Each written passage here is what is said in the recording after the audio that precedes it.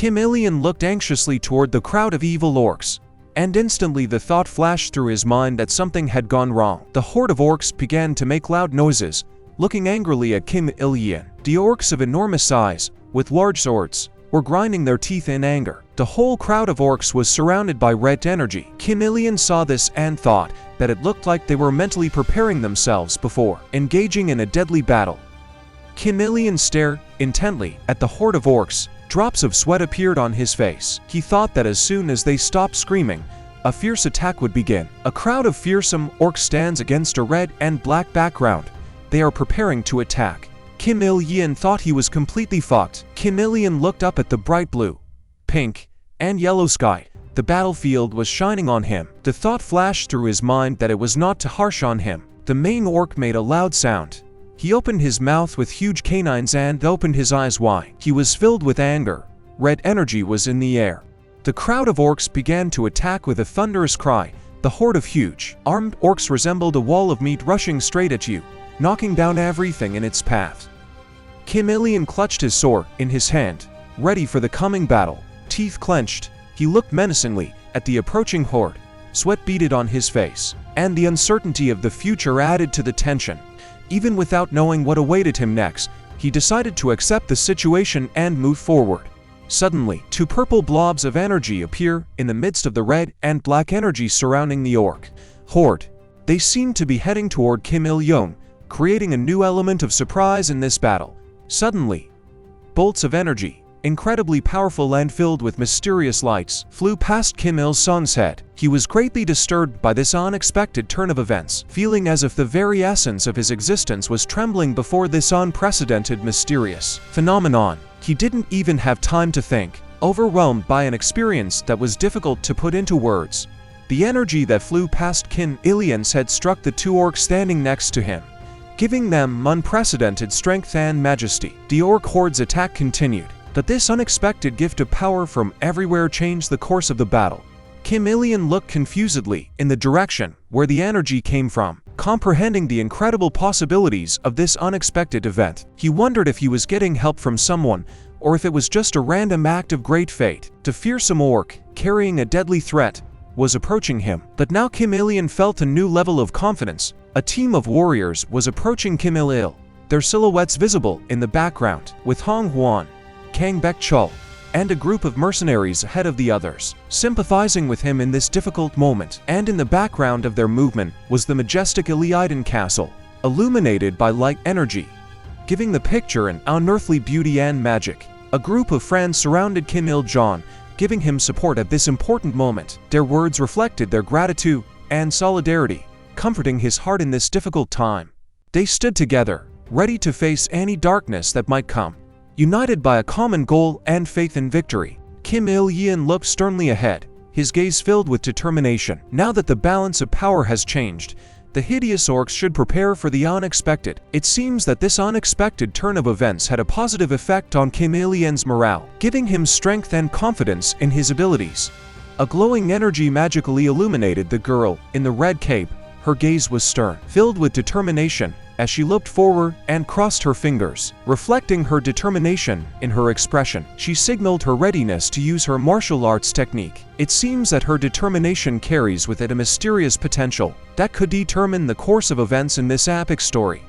A girl in a red cloak began to address the merciful mother goddess, asking her to give them a piece of her power. Her eyes were closed, her face was concentrated, her hands were folded in the shape of a seal, and her hair was blowing around from the fiery energy that came from her hands. The girl in the red cape used a technique called Enchanted Weapon. Suddenly a huge, golden image of a cross appeared. Tails of light energy emanated from it, illuminating everything around. Hong Hwan and Kang Baek-chul continued to run quickly to Kim Il-yeon to help. Kim Il-jeon shouted at the orcs, unfolding a map of the balance of power and emphasizing that the game had changed. He called them disgusting orcs, filling his words with confidence. Kim Il-yeon looked confidently at the crowd of orcs, smiling slyly as he realized that the chances of victory were now high and his team was ready to take over. An archer from the mercenary team stepped forward, taking aim at the orc horde, and shot 2 arrows from his magic bow at once. The magical arrows that crawled out of the darkness of the bow flew swiftly through the air, aiming straight for the heart of the orc crowd. Despite everything, the crowd of orcs continued to attack, and their numbers created the impression of a moving black mountain. Two magical, glowing arrows were coming right at them, breaking through the darkness of the huge conflict.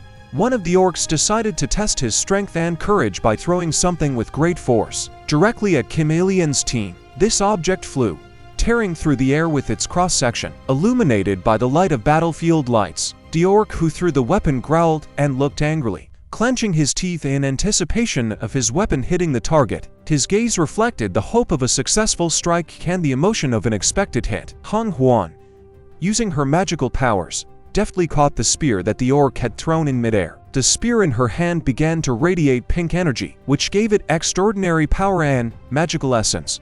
Glaring menacingly at the crowd of enemies and gritting her teeth, Han Huan resolutely swung her enchanted spear, ready to launch a magical attack. A red, magical energy developed around her, vibrating with determination and discontent, ready to explode in an act of immense magic. Sowing San, Han Huan shouted the name of the magic attack. She pointed the enchanted spear at the orc horde and many tails of light energy emerged from it, striking the orcs. After Han Huan's attack, the orcs could only stand and growl nervously. It seems that the seed song technique paralyzes everyone who falls within its range. An incredible scene unfolded before them, where their bodies succumbed to the power of magic, leading to powerlessness and fear. Kang Bekal looked angrily at the horde of orcs and said that he was now like a truck that weighed 8 tons. He was holding a huge, rectangular, blue shield, which he promised to use for impressive defense. Kang Bekal continued his phrase about the truck, adding that this truck had broken brakes. With the force of a mighty shield strike, he moved toward the orcs.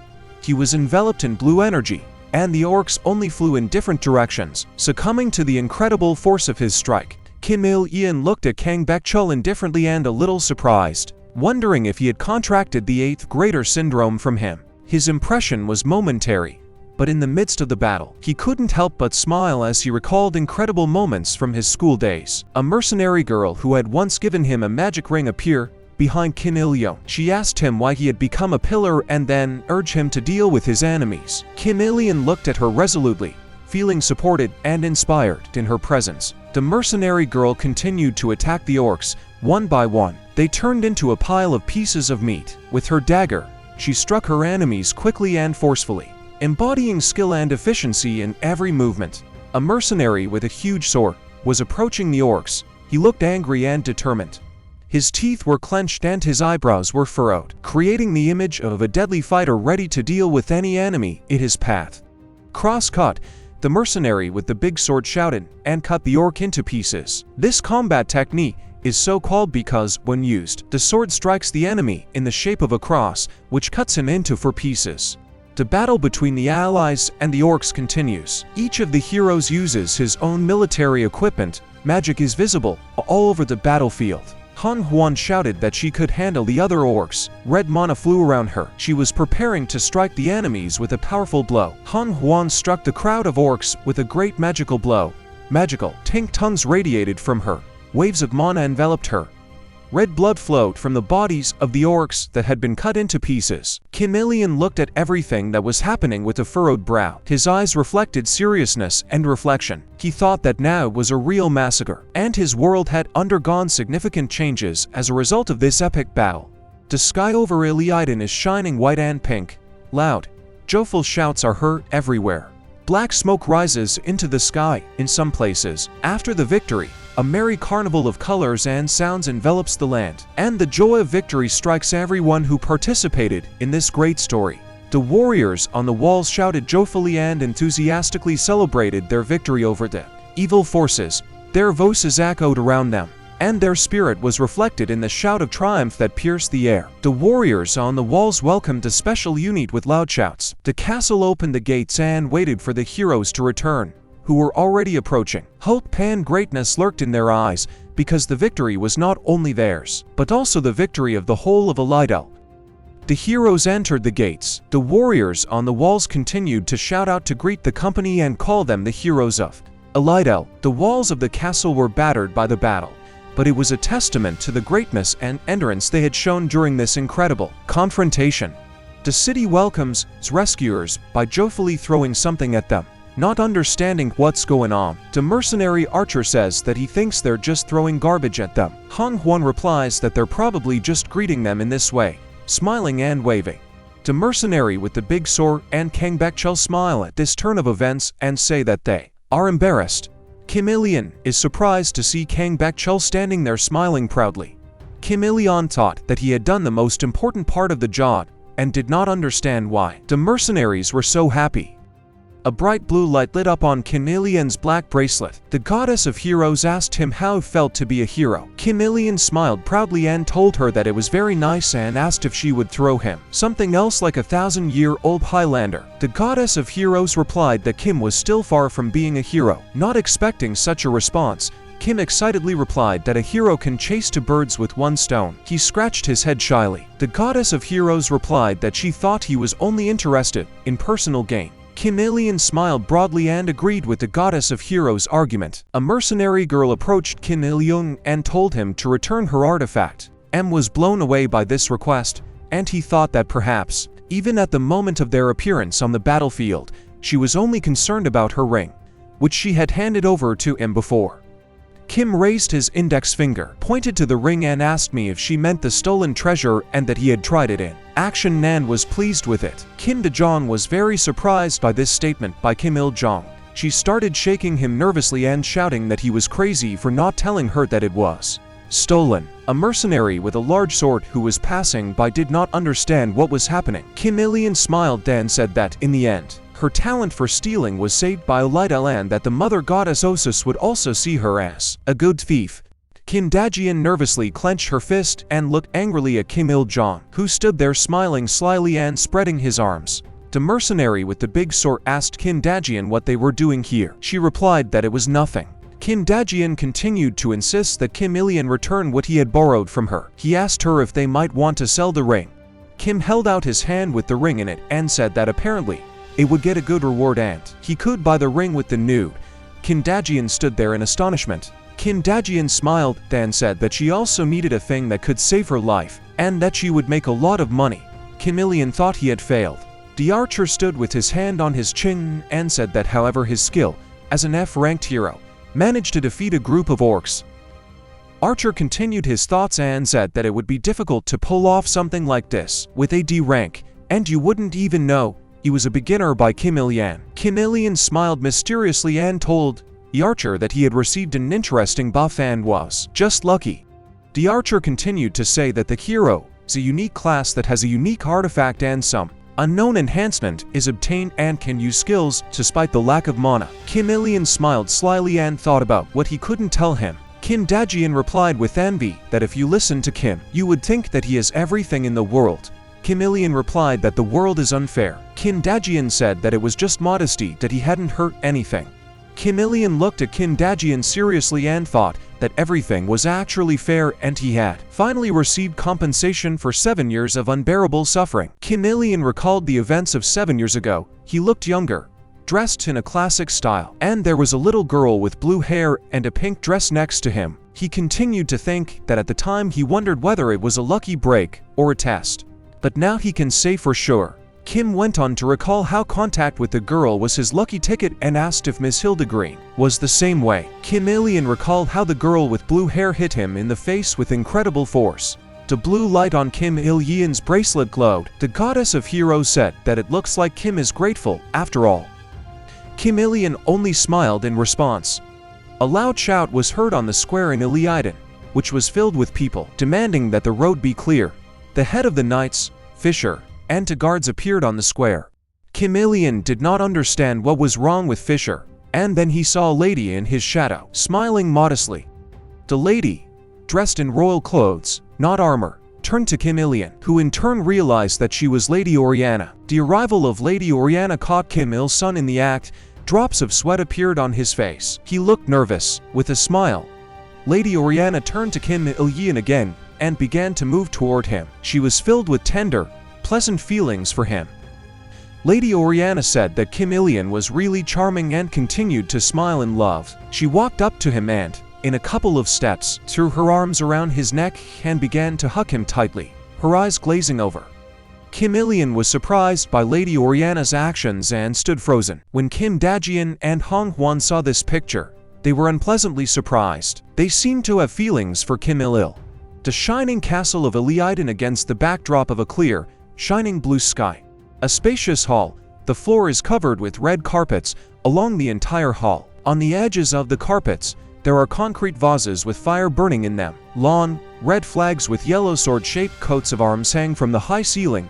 Kim Il-yeon, Han Hwan, Kim Da-jian, Kang Baekchul, and an archer from their team are walking around the hall. Han Hwan asked Kim Il-yeon if he liked it, and he opened his mouth in delight. Kim Il-yeon asked Han Hwan what she meant. Kim Da-jong said that Kim Il-yeon's smile stretched to his ears. There was a girl in a red cape standing to the side, and she was also jealous of Kim Il-il. Kim Il-yeon tried to explain to them that they had misunderstood. However, Han Hwan continued to speak ironically. She asked if Kim Il-yeon knew that Lady Oriana was underage by earthly standards. Kim Il-yeon showed by his appearance that this conversation was unpleasant for him. Han Hwan put her hands together and said that such highs can land you in jail, and asked Han Hwan, no less ironically, that in Pangaea their laws don't work, do they? She, in turn, continued to laugh and said that there might not be any punishment, but the rumors would spread. Then she asked Kim Il-yeon if he had any idea what would happen if she told the university about how he had hugged a 16-year-old girl. Kim Il-yeon off balance and he began to shout that she had stopped, that he had done his best to make his authority fall below the baseboard, and that he had not hugged her, but she had attacked him. Suddenly, the goddess of heroes interrupted the conversation and told Kim that he could not deny that he had hugged her. Kim Il-yeon thought that she should definitely believe her war. Kim Il-yeon continued to make excuses, saying that he had heard for sure that she was considered an adult here. He looked angry and tense. Han Hwan kept laughing and kept talking, saying that Kim Il-yeon had a very funny reaction and that it was fun to make fun of them. Kim Il-yeon thought how dare Han Hwan make fun of him, since he was her great sunbae. He continued to look at her with an irritated expression. Han Hwan replied that Kim Il-yeon shouldn't worry, because when they returned to Earth, he would be famous without this news. After Han Hwang's phrase, Kim Il-jin's expression turned from angry to inquisitive. He asked her what she was talking about and how he would get fame if there were no smartphones or social media. Han Hwan smiled and told him that rumors are spreading. Of course, it takes some time, but eventually the rumors will reach the ground, and asked if Kim Il thinks he has accomplished a great feat. Suddenly, Kim Da-jian interrupted the conversation. She addressed him with the words that everyone who stood on the walls of the fortress saw him deal with the crowd of orcs. Kim Il-yeon looked at her intently. Kim Il-yeon focused on his thoughts. He began to think about how he doubted that he would get into any trouble because of this and perhaps not return to Earth for a while. However, as he opened the door to the throne room, all he could think about was the pile of awards he was about to receive. When the company of heroes entered the throne room, there were many people who greeted them with enthusiastic shouts. The warriors whispered among themselves that Kim Il-yeon was so young and yet so talented, and that for the sake of Lady Oriana's well-being, they should make an alliance with him. Everyone in the throne room turned their gazes toward the throne where Lady Oriana sat, with huge, decorated display cases on the sides of the throne. She addressed Kim Il-yeon, calling him a hero. Kim Il-yeon was only thinking that she shouldn't start hugging him again, because then she would put him in an awkward position. As always, the stern head of the knights, Fisher, addressed Lady Oriana, saying that they were at an official event and that she should not lose her temper. Obviously, Lady Oriana did not like these words and she told Fisher that the butler had been disposed of. So now Fisher behaves exactly like him. Fisher did not know what to say, so he only said that someone needed to fulfill this role. Lady Oriana raised her right hand and called to Kim Il-yeon to come and stand in front of her. Then Lady Oriana turned to Fisher and ordered him to bring something. A wooden chest appeared, with a metal frame and shine. When the chest was opened, everyone noticed that it was full of jewelry that radiated a golden luster. Lady Oriana said that it was Kim Il-yeon's must-have reward. The mercenaries behind Kim Il-sung were surprised and so delighted that they opened their mouths. Kim Da-jian and the mercenary with the big sword began to divide the treasure. Everyone was delighted. Kim Da-jian said that the adventures in Pangaea were exciting, and the mercenary with the big sword said that now he could buy himself a chainmail, and a rare one at that. The archer from the mercenary team took the gold in his hands and said with a smile that if he used the money to buy higher level equipment, even D-rank dungeons would be easy. Qin Dajian and the mercenary swordsman couldn't stop rejoicing at the award. Qin Dajian said that for such an award, they could do it again, and the mercenary swordsman wondered if it was true. After a while, there was almost nothing left in the chest, only 3 coins were at the very bottom. Lion turned to Lady Oriana in a serious tone and said that he had heard about her family's wealth, that it had been accumulated over many generations, and whether it was worth spending money so easily. Lady Oriana smiled and answered Qin Il-yin that as long as there are dungeons in Elidhel, the treasury will not be empty. Finances are not a problem, that the faith and love of the people are priceless. The lands that lose them will never get off their knees again. Hearing this, Qin Il-yin thought that with such a ruler, Elidhel would be in for a prosperous future. Lady Oriana asked Kim Il-sung to come to her. Kim Il-yin approached Lady Oriana. The head of the Knights, Fisher, held a kind of magical mantle in his hands and told Kim Il-sung to accept it from the bottom of his heart. Kim Il-yin looked at this strange object in Fisher's hands and said modestly that he shouldn't have. Kim Il-yin wondered if it might be gold. He did not hide his surprise. He was so surprised that his mouth dropped open, sweat broke out, and his eyes opened wide. Lady Oriana said that it was her family heirloom. Her ancestors used to put on that cloak can go into battle. Lady Oriana said that she hoped the cloak would always protect Kim Il-sung. A blue holographic screen showed the characteristics of the Twilight Cloak. It read as follows: Rank Rare, Protection 2, Durability 87,100, Effect 1 through Ice and Fire, Protects against Ice and Fire, Effect 2 absorbs attacks. There is a small chance that due to its strength, the cloak will absorb the damage inflicted by the enemy. Kim Il-yin realized that this was a rare armor. Kim Il-sung told Lady Oriana that he would use it wisely, keeping his eyes on the new gear. He thought the cloak smelled damp and felt a little rough, but it was still a great piece of equipment. Lady Oriana said, in a serious tone, that she was glad that Kim Il-sung liked the equipment and that she had a small request. Lady Oriana said that she would like to give Kim Il-sung the title of Honorary Knight, and asked him if he would accept it. Her big blue eyes looked at him carefully. Kim Il-sung stammered and asked her about the title and thought it was very unexpected. His face was covered with sweat, and his mouth was open again in surprise.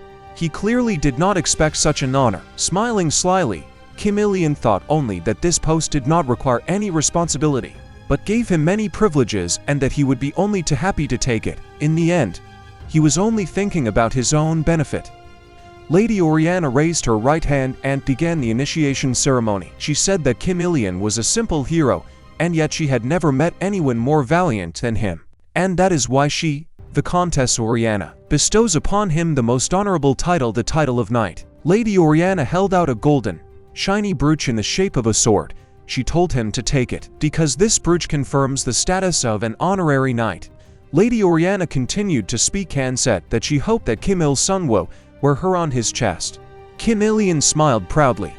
Lady Oriana said guiltily to Kim Il-sung that her play had delayed him too much, that such things were not forgivable to a lady, and that time was money for heroes. Kim Il-sung, in turn, continued to smile slyly and asked Lady Oriana if the same rule was not followed by everyone else. Lady Oriana smiled at Kim Il-sung and continued the conversation. She said that she was really very grateful to him, and that he could always count on Elidhel's support, no matter what happened. Kim Il-sung bent forward, bent his right arm as a sign of respect, and told her that it was time for him to leave. Kim Il-sung left the throne room. Lady Oriana watched him go. Lady Oriana said quietly that she hoped they would meet again someday. She called Kim Il-sung her knight. She folded her arms and looked down sadly. A large mercenary house, a tavern against a bright blue sky. Kim Il-sung sits on a spacious bed with his legs folded and sniffs something. He smells the 1,000-year-old Highlander he received for completing the task. Kim Il-sung says to himself that the root is very fragrant and he will not waste a single root. He took a bite and began to chew intently. Kim Il-sung begins to feel the effect. A stream of magical energy bursts out of Kim Il-sung. He thinks he is just bubbling over. The root has a negative effect on Kim Il-sung. He seems to be very uncomfortable. Energy continues to flow from Kim Il-sung. Due to the flow of powerful energy, Kim Il-yun's eyes change, and he tries to endure the magical effects by clenching his teeth. Kim Il-yun's condition is deteriorating. His teeth and nose are bleeding. He thinks he can't even absorb its power. He feels like he's going to explode from the internal energy that overwhelms him. Kim Il-yun feels even worse in his mind. He recalls the wise words about not wading into water without knowing the ford. He thinks about the fact that he had never tasted anything like this before, and therefore he could not predict the effect. Kim Il-yun is already thinking that at this rate, his internal energy is sure to run out, and before he can finish the thought, the energy from the sword appears. On the blue holographic screen, it says that the mirror water surface technique is activated, the same technique that saved him last time from the orc spellcaster's magic. Kim Il-yun mentally thanked the sword. The sword began to dispel the energy that had nearly killed Kim Il-sung. Kim Il-yun thought that he could not die from some root. Such strong energy had seriously damaged him. While the sword's magic was working, Kim Il-yun kept thinking that, in general, while the buff was in effect, he felt his inner energy bursting out and getting out of control several times. Trying to control the magic, Kim Il-yun thought that he needed to slowly move into energy channels. Overcoming magic, Kim Il-yun decided to fight to the last drop. After a while, he succeeded. The blue holographic said that the energy of the lower abdomen was completely unlocked. Kim Il-yun had achieved his goal. New messages began to appear on the holographic screen with the text about the improvement of internal energy characteristics. Kim Il-yun smiled through a bloody smile. His plan had succeeded. The Department for the Development of the Hero Industry is a large building against a blue sky. People in business suits are watching a presentation by a colleague. The man speaking says that unfortunately, Korea has lost contact with one of the regions. This news disappoints the audience. The man speaking says that they assume that Korea's influence in Pangeo will decline in the future. He looks nervous. The man with folded arms who had been listening attentively to the report turned to the head of the research department. Chanbo, he answered. The man asked the head what region had been lost and what the situation was there now. The head of the research department replied that they had lost the media region. The man replied that it was a place where the best heroes were trained. The main man asks if it can be considered lucky that they did not lose a Lidl, the city of newcomers. His colleague replies that they were lucky and that without a Lidl, there would be no places for the newcomers to improve. The main man asks the head of Ochambo about the situation in other countries. The head of Ochambo replied that other states also failed to foresee the invasion, disguised as a wave of monsters, and lost quite a few regions. The main man, in turn, asked which ones. Chairman Ochambo replied that the United States lost one region, and Japan and China lost two. What is unusual is that both regions lost by China are newcomer cities. The main man was surprised and said that he thought they had only two such cities. My colleague replied that China is in complete chaos right now because their newcomers have nowhere else to go. The main man concluded that they would go to Alida. A colleague asked if they were coming. The man in charge replied that they should think for themselves which city had the most favorable position. Looking at the map, they conclude that for China, this is their little. The main man said that this is a great opportunity for newcomers from China who want to develop. There is no choice but to go to the dungeons of a little because it is the closest. A colleague pointed out that their country had not signed a contract with a little, so tears on the screen explaining that if you are operating in a city with which your country has not signed a contract, you must pay taxes set by the state that already has an agreement with the region. The main man told his men to tell the lady that she had a great chance to revive a little. A colleague who was making a report quite rightly said that China might not accept such conditions. People might play down and just break into our city. The main man replied that if they had any common sense, they would not do that. The main man went on to say that what's more, they'll probably start sending their heroes to C-rank dungeons to pay off their debts. In any case, let Chief Kim Il-chim handle this tax explosion. The ward responded favorably. The main man folded his arms and said proudly that their agency now deserved to be called a ministry, and that they could not be on the run from the Ministry of Internal Affairs and Security forever. The Union of Heroes, nothing like this would have happened to them, and that he had once hoped that those three orcs in the Dungeon of Evidence would remain a bright spot on their impeccable reputation. The headman asked if the ward was referring to a mercenary rogue, the name of the unique class of the guy who had beheaded all the orcs. The ward replied positively. The word excitedly continued that the whole internet is now making noise and that people are discussing the emergence of a new patriotic hero. The words of the word made the main man think, and he asked for clarification about the character of the mercenary vagrant. The client replied that he was quite specific. Kim Il-yeon picked at his ear with his index finger. Walking lazily through the city, he asked himself who was scolding him. He thought that maybe it was Kim Dajian, because she was the one who grumbled so much about him not raising the level, and she appeared, in his imagination, in a proud posture. Using a voice command, Kim Il-yeon opened the status window and thought that all the characteristics were at the same level. Only the energy had grown into some kind of imbalance. RG30, nickname the hero who defeated the enemy commander mentioning in a boss battle slightly increases. The strength of the hero's attack when mentioned. The hostility of monsters increases. After reading this information, Kim Il-yeon concluded that without the potion, he would have gained this level of internal energy only with the 18th level. Recalling what this plant looked like, Kim Il-yeon continued to think that if a 1,000-year-old gorse has such a similar effect, then what is a 10,000-year-old gorse capable of? Recalling himself in the past, Kim Il-yeon noted that it was no secret that people from noble families developed through the use of such tricks. It's a dirty trap because he was trying to kidnap them. Kim Il-yeon thought that now he needed to raise his level as quickly as possible to regain the balance of characteristics. With a voice command, Kim Il-yeon opens the skill window on the holographic screen. On the skill window, Kim Il-yeon observes Wine Nan Thundersword technique. 9-star 67 sharp blade pierces like the wind. Fist of 8 faces. 9-star 72 swift fist attacks from 8 sides. The next two skills are small pranayama technique 9 stars 96.5 a breathing technique that allows you to shine the best, and 10 supports from wind and rain 8 stars 99. You can't hear any drops of falling rain or gusts of wind. The last skill is the 7-star walk 8 stars 91.37 steps that determine the fate of the enemy. Kim Il-yeon turned off the skills screen and smiled mysteriously. Suddenly, Hong-hwan called out to Kim Il-yeon and interrupted his thoughts. He asked where she was going with Kang Baek-chul. Kang Baek-chul replied that he and Hong-hwan were heading to the gate, and Hong-hwan, in turn, said that they were going to get pumped up in the Adele dungeons and asked if he would come with them. Kim Il-yeon replied that he was actually going to the goal, but he thought that in games, friends with a high level help a beginner, right? Hong-hwan said that her brother wanted to help them but couldn't, and he seemed to be very worried about it. So they assured him that they would manage on their own. Kang Baek-chul persuaded Kim Il-yeon to go with them. Kim Il-yeon said he couldn't because he had already made an appointment with his companions. Hong-hwan asked him if it was with the same comrades. Kim Il-yeon said yes, and that he would be in their company for a while. He raised his right hand in farewell and got ready to leave. Hong-hwan asked if they were E-ranked heroes because they had good skills. Kim Il-yeon answered in the affirmative, but said that there were bad rumors about them, but he was confident in their skills. Hong-hwan asked if any of them had stolen anything. Team Mataran that the main thing was that they were capable in battle.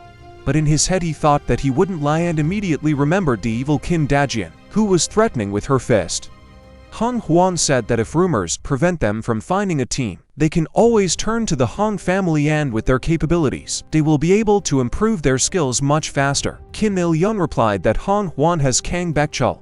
It seems that Hong-hwan did not like Kim Il-yeon's phrase and told him that she had not forgotten about him either. Surprised, Kim Il-yeon replied that it was about time. Kim Il-yeon continued the conversation and said that Hong-hwan could do whatever she wanted because she would not succeed anyway. She replied that Kim Il-yeon was more stubborn than he seemed, and that he could have given up and joined them a long time ago, but he said he didn't want to. Hong-hwan replied that she would catch up with Kim Il-yeon soon, after training with her brother, and wished him not to count crows as she was playing him in battle. Kim Il-yeon smiled and asked her if she thought he was having fun. Hong-hwan smiled and said it was time for them to go. Kang Baek-chul put his fist to his chest and proudly said that he would come back even stronger. Kim Il-yeon looked at them and thought that they had already helped him twice, even though no one had asked them to. Hong-hwan and Kang Baek-chul began to go about their business. Kim Il-yeon looked at their backs and thought that they seemed to have a connection. Kim Il-yeon continued to stand in front of the blue portal and watch them go. Kim Il-yeon smiled and concluded that it was time for him to go back to Earth. Return home. A modern city blooms against a clear, blue sky. Huge skyscrapers look like modern monuments of architecture. shimmering in the sunlight, and cars rush along the wide streets, creating a living pulse of the city. A melody played in the cozy apartment, creating an atmosphere of warmth and comfort. A large coffee maker stood at the kitchen table, and the aroma of coffee filled the space, a mixture of freshly baked bread and the scent of coffee beans. Kim Il-yeon, relaxing on a soft couch in his home clothes, was enjoying a moment of relaxation. Outside the window, he could see the calm city, and in his heart, he knew that the best time was the time spent at home. As he laid his head on the couch cushion, Kim Il-yeon realized that he could now enjoy life as a hikikomori. The change in lifestyle seemed like a gift from fate, allowing him to finally relax and find inner peace. Taking a deep breath of his home, Il-yeon felt the musty smell of mold from the semi-basement become a pleasant note in the aroma of his home. Smiling, he realized that he would enjoy spending time in this cozy corner. Turning to the remote control, Il-yeon pointed it at the TV and turned it on. The light from the screen illuminated the room, creating an atmosphere of mystery. The TV presenter, wearing a classic suit and glasses, was giving the news about Lee Hanni's application for consideration for promotion to Class S adventurer. Il-yeon remembered her from the past, trying to find out how she had changed since then. The beautiful Lee Hanni appeared on the monitor. The presenter said that if the application was approved, Korea would receive its 9th S-class adventurer. Il-yeon, recalling her tremendous energy, saw this as an exciting prospect for the world of adventuring. Kim Il-yeon looked at the beautiful Lee Hanni and thought she was cool. She had skills, strength, and looks. Smiling, Kim Il-yeon made a joking remark, saying that as the 74th generation heir to the Kim family, he had nothing of what Lee Hanni has. However, his smile was also strikingly confident. Kim Il-yeon furrowed his brow as he remembered meeting Lee Hanni and thinking about how he felt when she extended her hand to him. There was something mysterious in his gaze, as if he had solved some secret that connected him to this strong woman. Suddenly, Kim Il-yeon's phone, which was lying on his chest, turned on. He looked at the screen in surprise, wondering what had caused this unexpected jamming. A message from the Ant-Man card of the adventurer appeared on the phone. Kim Il-yeon received a deposit of 26,778,000 won. Surprised and excited, he thought it was really cool and nice to find out that adventurers not only take risks, but also receive huge amounts of money for their bravery and adventures. Later, Kim Il-yeon noticed a notification that he had 212 unread messages from Sukun. He furrowed his brow in surprise and thought that Suchin seemed very caring. Given the large number of messages, perhaps it was something important, and Il-yeon decided to start reading them. Sukun asked when Kim Il-yeon was returning to Panji and to write to him when he finished training. Sukun then wrote that he was told that Kim Il-yeon killed a dark orc in a trial dungeon and asked if it was a joke. After that, Sukun asked what Kim Il-yeon was doing in a little land, whether he had killed a necromancer, urging him to pick up the phone. In subsequent messages, Sukun continued to urge Kim Il-jeong to pick up the phone, otherwise he would not write to him again. However, he later corrected himself and wrote that he had overreacted when he said that he would end that relationship and that he should let Kim Il-yeon answer him because it was really offensive. In the end, Sukun once again asked Kim Il-yeon to reply to the message and say that everything was fine. Kim Il-yeon looked at the phone in displeasure and asked if these were the 5 stages of acceptance that only terminally ill patients manifest. Kim Il-yeon wrote back to Suchin that he was already back and thought that he, Kim Il-yeon, a class player, was already here. He decided to emphasize his presence and remind him of his way in the world of adventuring. Kim Il-yeon furrowed his brow and said it was time to start training. There was a definite determination in his voice, and he favored action as he prepared for the next challenges and adventures. The tall building of the Association of Adventure stood in front of Kim Il-yeon. It was here that the true masters of adventure gathered, and he felt that an important stage of his life was connected with this place. Suchin and Kim Il-yeon are standing outside the building. Suchin points his finger at Kim Il-yeon and shouts loudly that Kim Il-yeon really thinks he can get off easy by just texting that he's back. Kim Il-yeon scratched his neck awkwardly, apologized and said he was busy. Sukhan, a guy with long brown hair and a green, sporty sweatshirt, asked Kim Il-yeon if he was so busy that he couldn't even answer. Kim Il-yeon answered in the affirmative and said that Sukhan knew how it was, given their work together. Sukhan said that Kim Il-yeon knew that they were being attacked by demons from all sides, and Sukhan was holding them back. Kim Il-yeon indifferently and sarcastically thanked Suchin for his heroic efforts. Sukhan then asked why Kim Il-yeon had decided to meet here. Kim Il-yeon smiled and replied that he wanted to be promoted. Sukhan was surprised and replied that Kim Il-sung had just recently been to Pangea, where many interesting events had taken place. With a voice command, Kim Il-yeon opened the characteristics window on the holographic screen. With a raised eyebrow, he studied his character's parameters, ready to share his experience with Sukhan. Susheng looked at Kim Il-yeon's characteristics and said loudly that Kim Il-yeon was already at the 17th level. Kim Il-yeon replied lightly, saying that it just happened, as if it were something normal. Sukhan demanded that Kim Il-yeon tell him the details, but Kim Il-yeon refused, saying that he had a unique class and it was not something that could be simply told. Suchan called Kim Il-yeon shameless, not realizing his importance. Kim Il-yeon's words irritated Sukhan.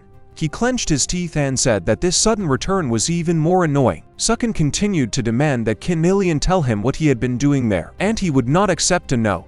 Kim Il-yeon replied that he had been to a place where blades danced and strong winds blew. Susheng asked about the blades and winds, concluding that this was some kind of martial arts dimension. Kim Il-yeon smiled and said that Suchan knows that there are fantasy dimensions. Sukhan replied in the affirmative, confirming his understanding of different worlds and adventures. Sukhan said that maybe Kim Il-yeon would be lucky enough to get to Class E, but even so, it was a complete fraud. Kim Il-yeon looked at him very hard and asked him what class he was in. Suchan smiled proudly and replied that he hadn't a grade. Kim Il-yeon was very surprised by this news and said that Suchan was not enough to kill, emphasizing his surprise at Suchan's tremendous progress. Sukhan folded his hands in front of him and said that he did not understand why Kim Il-yeon was angry over such trifles, because the path of Kangho at his feet was a well-trodden path, to which Kim Il-yeon replied that he should not walk on it thoughtlessly, otherwise he would risk stumbling. Sukhan proudly questioned Kim Il-yeon's words, to which he irritably told Sukhan to shut up. The conflicting atmosphere between them escalated. Then Kim Il-yeon furrowed his brow and thought that was right, because Sukhan had no problem saying that he earned XX amount. When Kim Il-yeon asked him, he thought he might have noticed this detail earlier. Then they continued walking, and Kim Il-yeon told Suchan not to show off, or he would kill him. Sukhan just laughed, showing his carefree attitude and self-confidence. Sukhan said that not all list adventurers are as cunning as Kim Il-yeon, and that even Lee Hanyu wouldn't have been able to get promoted so quickly. Kim Il-yeon said he understood and they needed to go faster. Sukhan agreed. People in business suits are standing in the building, creating an atmosphere of an official place. Kim Il-yeon and Sukhan enter the hall, attracting the attention of the audience with their unexpected arrival. The two men in the audience are very surprised by Sukhan's arrival. They say that this is a classy adventurer, Park Suchan, and express their surprise. The guy with the scar on his eye is also surprised by Park Sukhan's arrival. He can't believe that this is the unique magistrate they've been waiting for.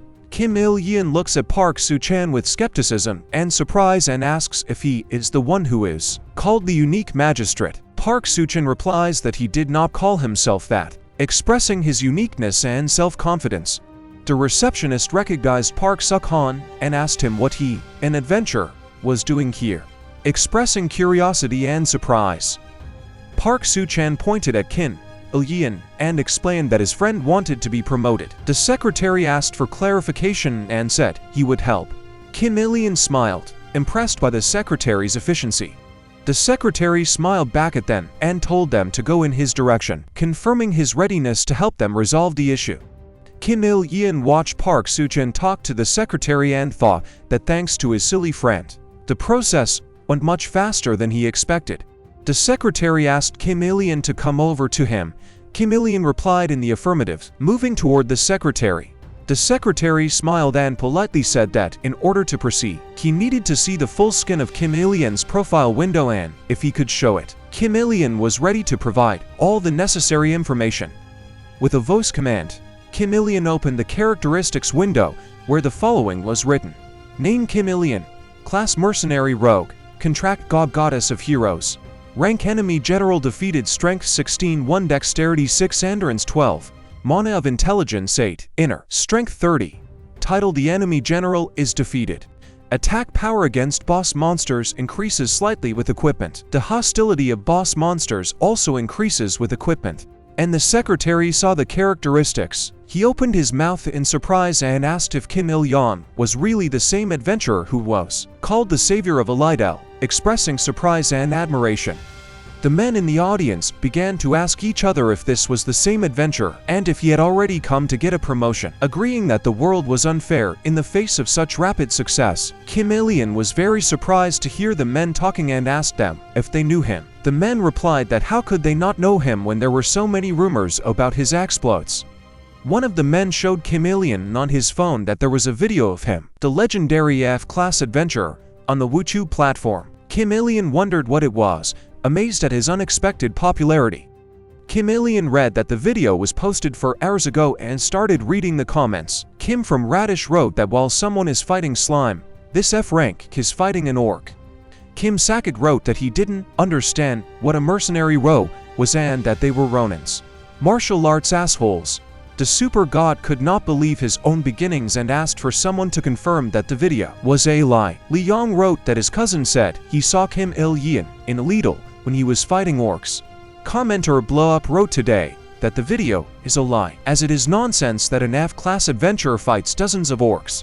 Kim Il-yeon thought that fortunately not all the comments were against him. Kim Il-yeon thought that unlike the large clans that spread information and rumors throughout Pangaea, ordinary adventurers had limited sources of information. Because the mother goddess had rejected modern civilization, there were no social networks or the internet in Pangaea. Kim Il-yeon continued to think that many of them have to rely only on rumors. Park Suk-han addressed Kim Il-yeon, calling him the savior of Elidel. Kim Il-yeon irritably told him not to call him that. The secretary continued to review Kim Il-jeon's characteristics and asked him how he got so much sex and why he had it. Park Suk-han looked surprised and asked Kim Il-yeon who he was, that he had 80-second statistics on the 17th level. The secretary thought about it and said that Kim Il-sung could be classified as a C or D hero with only statistics. Park Suk-han called Kim Il-yeon an absolute monster and said that even if he was cool, he shouldn't ignore him. Kim Il-yeon replied irritably that he was still far from being a unique A-list adventurer, but he was willing to work to achieve this goal. Kim Il-yeon looked at Park Suk-han and told him that he shouldn't ask for compliments. Park Suk-han just smiled, recognizing his friend's modesty. Kim Il-yeon turned to the secretary and asked how he could move forward.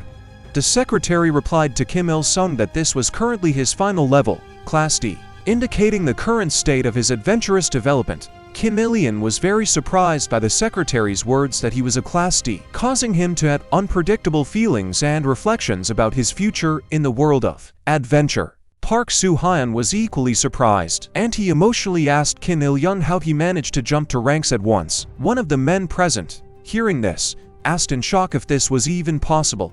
No less shocked was the man with the scar, who was looking at Kim Il-sung with wide-open eyes. Kim Il-yeon asked the secretary if it was possible to move up to ranks at once. The secretary replied that there were no such restrictions in the rules, leaving everyone in the room amazed at this incredible achievement. The secretary went on to explain that the rank is usually calculated based on the hero's stats and achievements, and Kim Il-yeon's exceeds all expectations. The secretary continued, saying that Kim Il-yeon had performed admirably into big fights. Kim Il-yeon began to wonder what kind of battles a secretary was referring to. Kim Il-yeon remembered and realized that the secretary was referring to killing the Dark Orc and saving the adventure during the rescue of Elidel. The secretary explained that it is because of such impressive achievements that Kim Il-yeon is suitable for D rank. Kim Il-yeon thanked the secretary for the explanation and for recognizing his efforts. Park Suk-han excitedly said that it was cool to get D rank so quickly after waking up,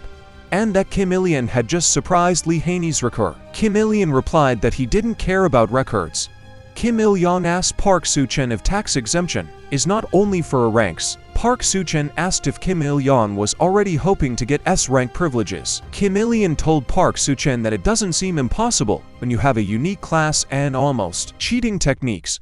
Park Suk-han agreed that Kim Il-yeon was right and it was possible. Park Suk-han hugged Kim Il-yeon's hand and said that they were friends and even if Kim Il-yeon became a star, he should not forget him. Kim Il-yeon was annoyed by Park Suk-han's behavior and told him to back off or he would kill him. Kim Il-yeon thought that sometimes he wanted to pretend that he didn't know Park Suk-han.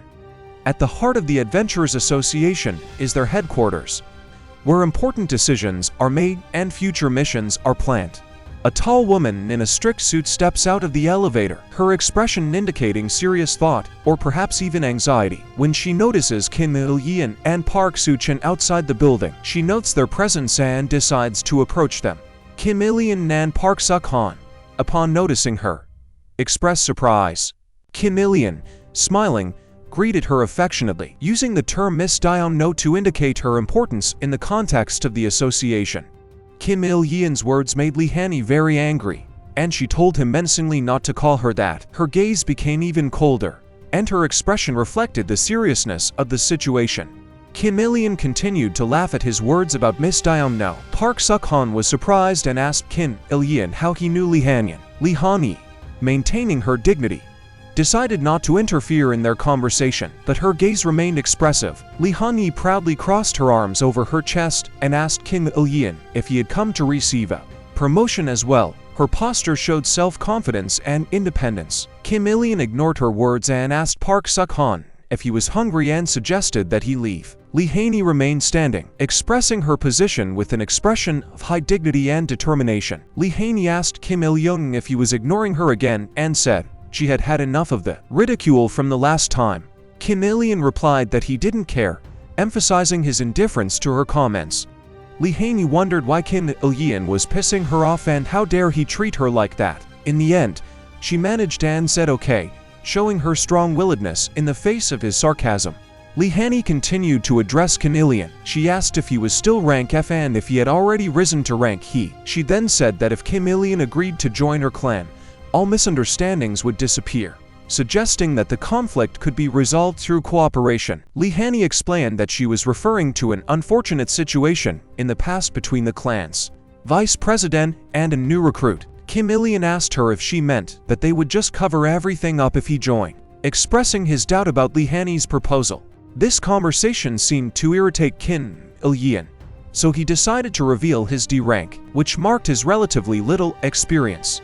From Lee Han-hee's point of view, this was unexpected, given that he had just returned from the dungeon with new evidence. Kim Il-yeon, the audience, and Lee Han-hee asked questions. Maybe it's time to offer me more important tasks.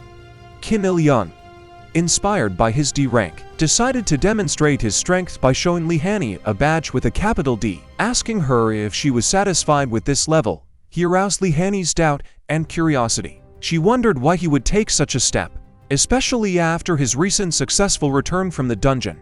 In response to her question, Kim Il-yeon cheerfully informed her that he was rapidly moving up in his rank and even set a new record, breaking Lee Han-hee's record. Having won at her own game, he expressed interest in raising the stakes in their confrontations. Lee Han-hee, surprised and even a little indignant, had not expected this turn of events. She couldn't understand how Kim Il-yeon had become so successful so quickly and why he had decided to get ahead of the game by proposing a raise in the stakes. These words made her think about his true motives and his intention to complicate their interaction. Kim Il-yeon smiled slyly, believing that Lee Han-hee had decided to lower her pride to start a conversation with him. Now, as the returning newcomer, he believed he could make more progress than she could and use that to his advantage. Lee Han-hee, feeling tense, turned to Kim Il-yeon, asking who he really was. In response, he ironically repeated her phrase, emphasizing his superiority. Lee Han-hee, already annoyed, yelled at Kim Il-yeon, demanding that he not repeat her.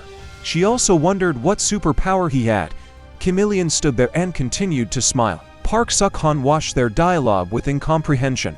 Kim Il-yeon, maintaining his mysterious mood, asked Lee Han-hee what superpower she had and if he had something similar. His question made the situation even more mysterious, leaving Lee Han-hee in the dark about his true abilities. Lee Han-hee looked down at the ground awkwardly, almost guiltily, under the pressure of the situation. Kim Il-yeon noticed this and decided to ease the tension by suggesting that mutual questions and confrontations should stop.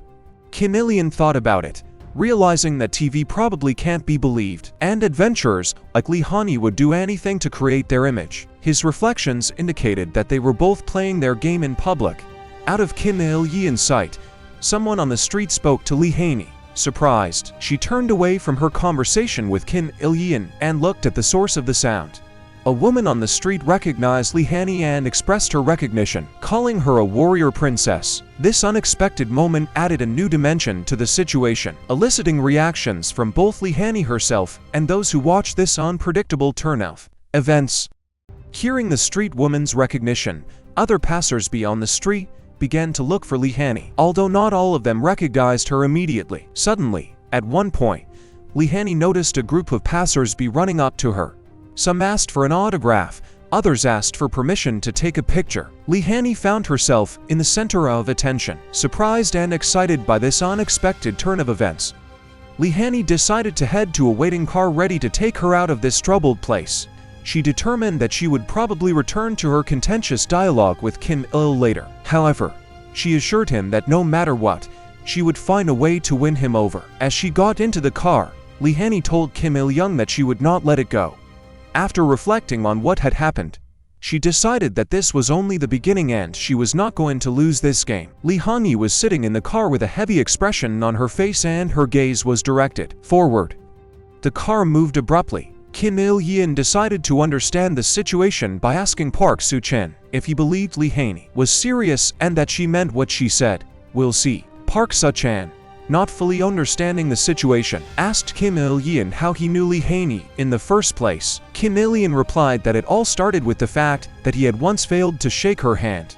This little thing turned out to be very important in their strange interaction.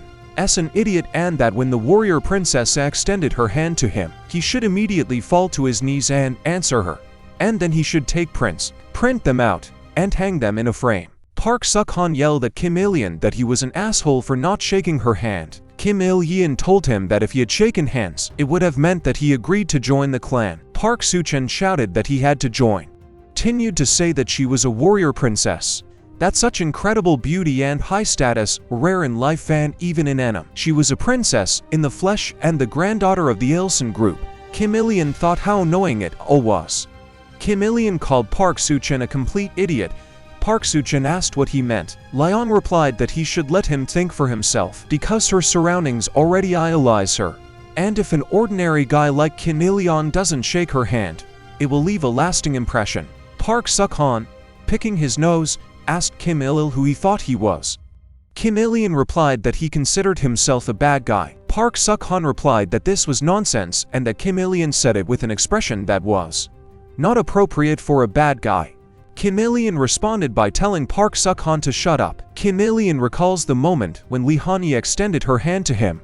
At that moment, he thought that her gaze seemed to say that you will definitely become a part of Ilsun. Kim Il-yeon thought he didn't like it. Kim Il-yeon wonders if the tactic of being a bad guy can work at all. He weighs up the possible consequences and determines whether to adopt this approach in his life. In the background, a cozy Aladdin appears, standing calmly against the backdrop of mountains and a pink sky. This image expresses the calm and harmony of nature, perhaps contrasting with Kim Il-yeon's inner turmoil.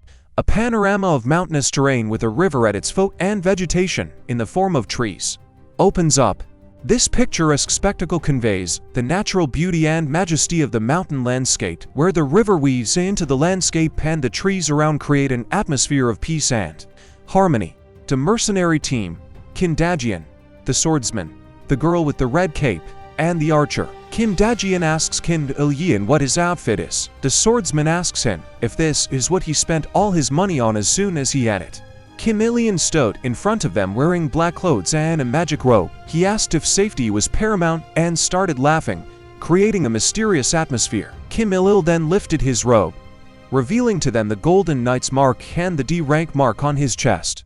His symbols indicated a high level and achievement in the world, which caused surprise and questions.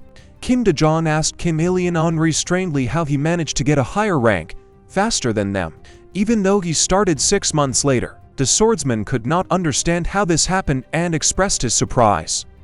The archer and the girl in the red cloak were as shocked as everyone else. The question of Kim Il-yeon's rank gave rise to a riddle that everyone had been trying to find an answer to until they were confronted with this mysterious reality. Kim Il-yeon asked the archer what kind of dungeon it was. The archer replied that it was a Class D dungeon inhabited by ratmen, the most difficult in the territories of Alido. Kim Il-yeon asked the archer if there were any special features, such as whether ratmen could set traps. The archer replied that the rat people were not intelligent enough to do that. But there was something else. Archer said that no one had cleared this dungeon before. His words indicated that this place could be extremely difficult and dangerous, and no one had yet ventured to clear it.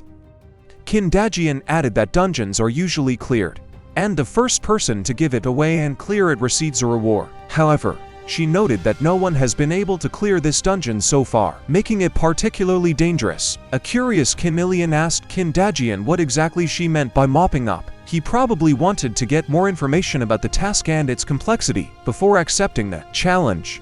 Archer explained that usually you need to defeat all the monsters and kill the boss, but many teams tried to do this and failed. This created uncertainty and called into question tried and true strategies. It seemed that this task was particularly difficult or even impossible for many. Kim Il-yeon began to reflect on the information he had received. He pointed out that usually groups can clear all dungeons, but if no one had been able to do so in this case, it could indicate that there was something extremely difficult or dangerous inside. It looked to him like a challenge worth meeting. There was an archway across the street that led to a dungeon. This place was eerie, covered in darkness. The dungeon was amongst rocks and a small amount of grass. Looking ahead, there was no telling what might lurk in that darkness. In the distance, a low, strange sound could be heard. The group, consisting of 3 boys and 2 girls, moved along the path, scrupulously scanning their surroundings. There were many rocks scattered about in their field of vision. The group included a young blonde guy, a brunette, a girl with a ponytail and a girl with long hair. Their mission was to exterminate the rat folk, which were D-rank monsters. One of the girls was walking with a guy. Walking along the path, she was immersed in her thoughts, but suddenly she interrupted her inner monologue, smiled and turned to the guy. By the way, I recently came across the Chinese in a lido. I wonder what they forgot here. Leaving their territories? The guy answered her, you didn't know. They cleaned up all the dungeons of the initial levels during the demon invasion. The girl was surprised.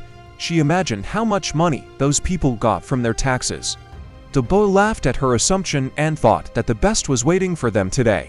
The girl agreed with him, for they already knew the taste of mana stones and rare items. The couple was also very hopeful of finding a large amount of treasure. She also added that she would not be happy until she had them. The guy was outraged by her words, didn't understand why she was always making things worse, but didn't say anything back. The group continued on their way. Suddenly, the guy walking ahead of them all stopped carefully and turned his head. Listening to the sounds, a hint of alarm was reflected on his face.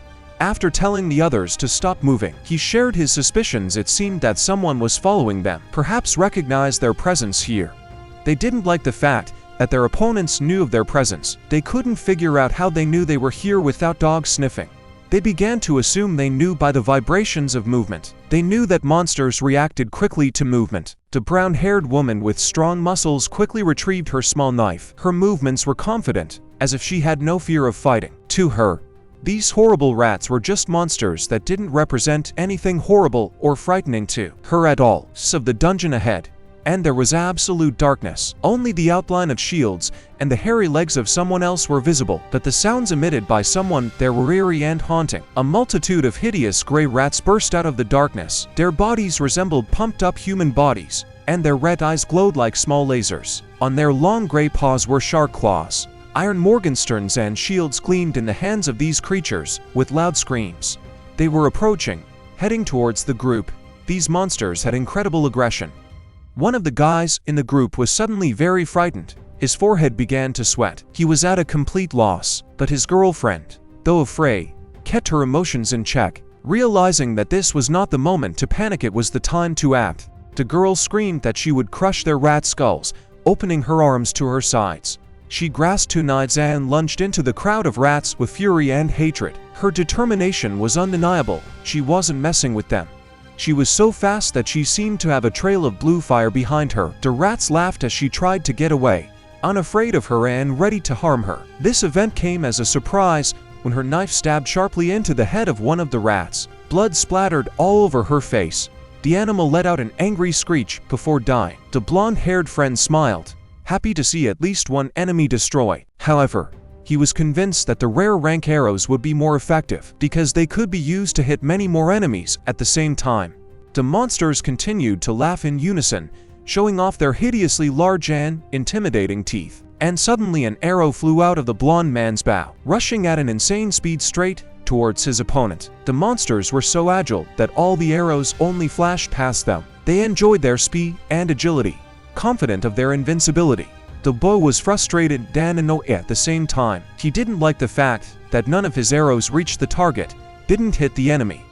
And at that moment, his comrade draws his dark sword sharply and quickly. He held his sword to his side, defending himself, and turned his gaze toward the monsters. The brunette warned everyone that the rats were approaching again and urged them to prepare for battle. Another of their comrades, behind them, hearing his words, grew determined and ready to engage, filling themselves with all available strength. The young man's friends stood ready to kill their opponents, and then the guide who was behind them disappeared and ran past them. He ran towards the monsters with his sword in his hand. His rage and determination activated all his hidden power. Deciding to attack, he began to battle the vicious opponents, the sword in his hands heading towards the attack. He skillfully severed the monster's head.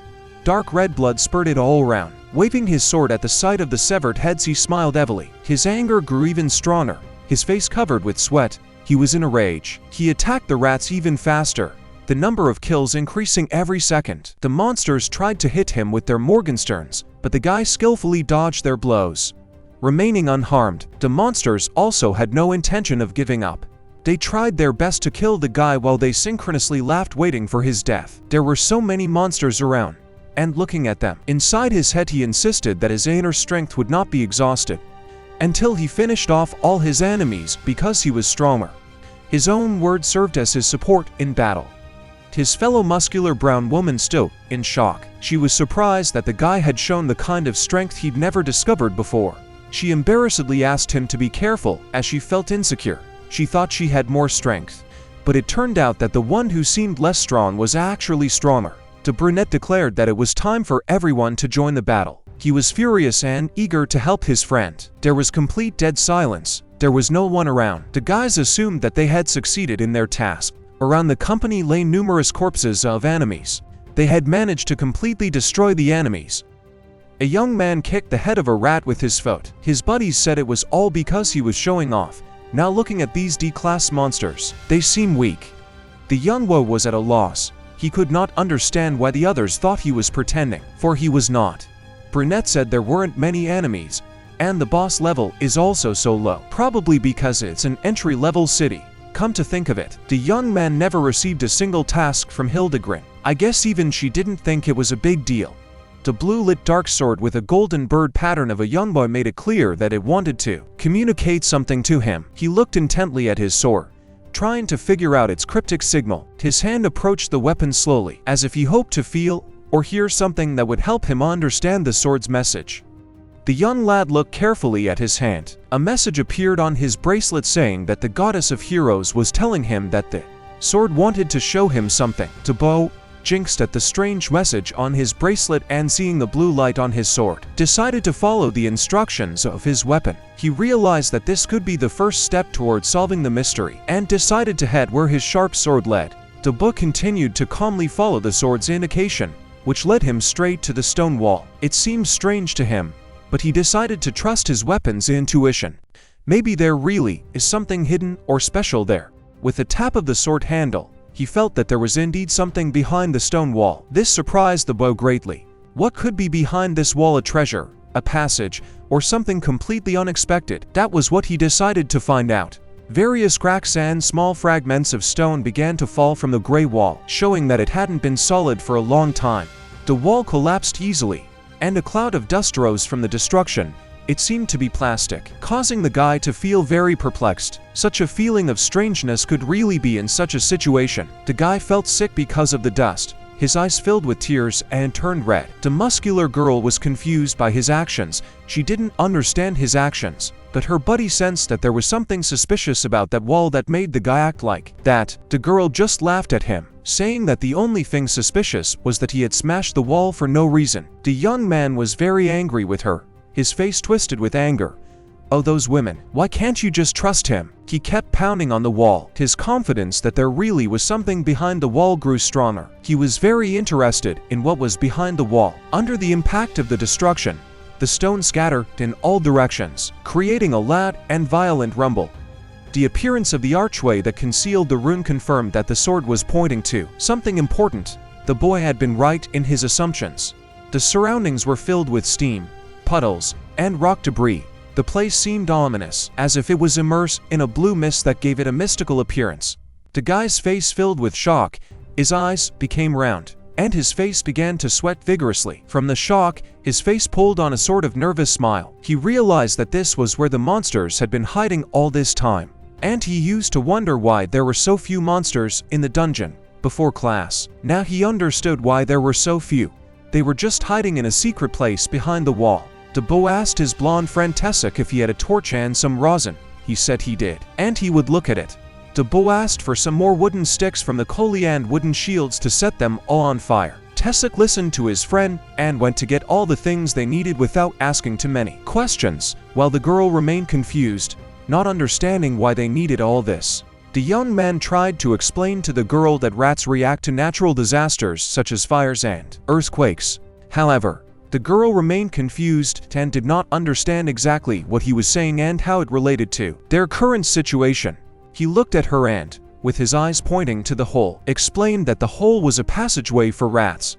The muscular girl was surprised, for the dungeon was huge, and she couldn't believe that such a space could be a burrow for rats. The guy smiled satisfied, confident in his assumptions, and informed her that her thoughts were correct.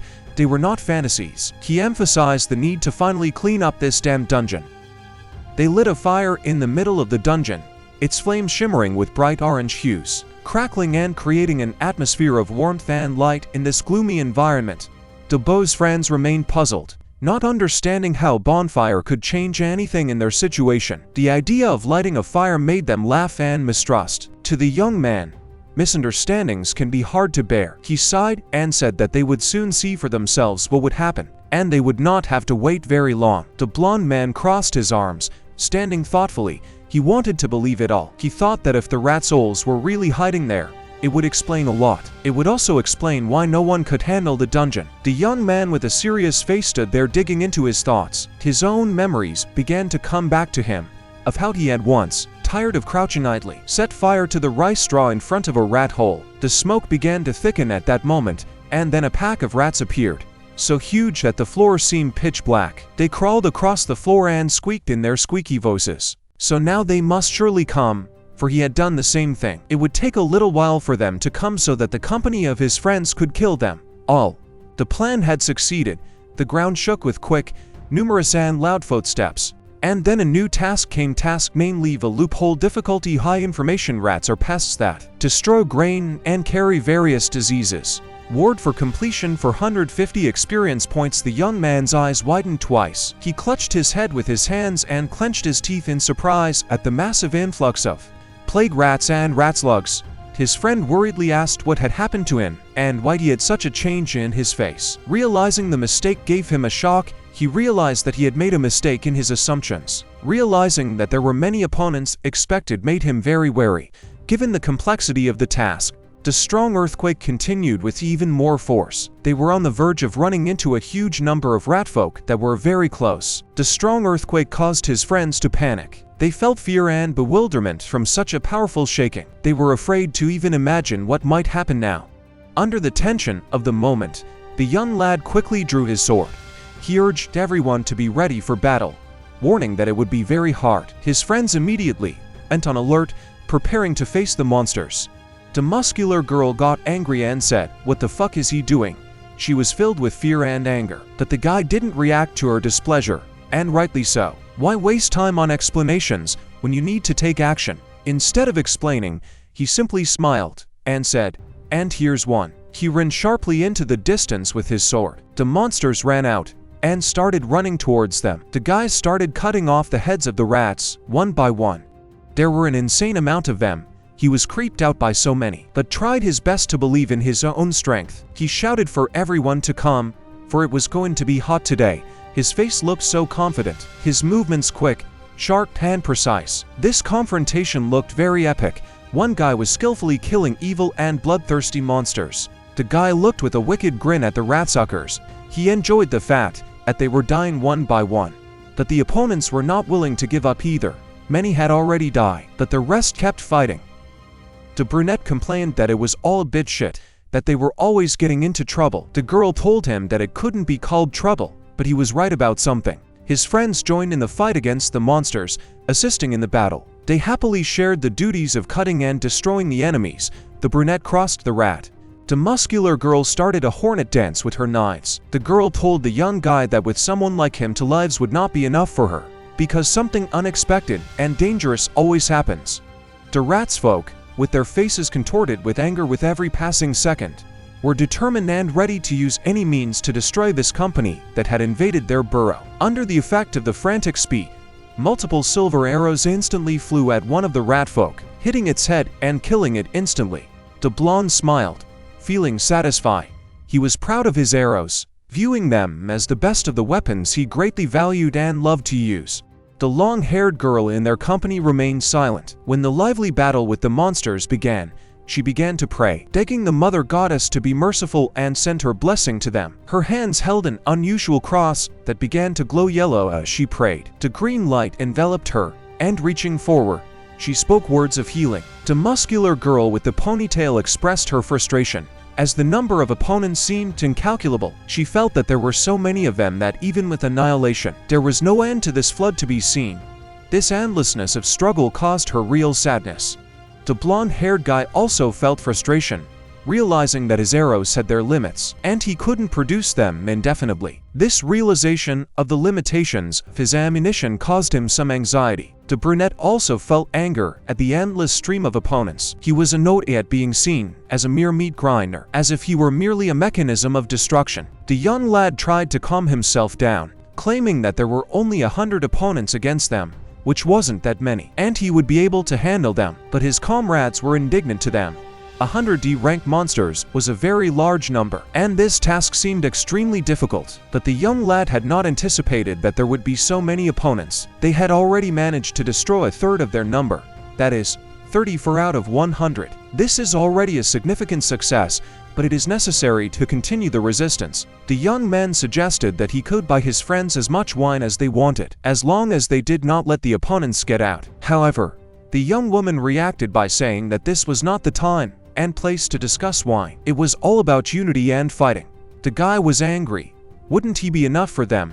What was the problem? He didn't understand. The fight went on.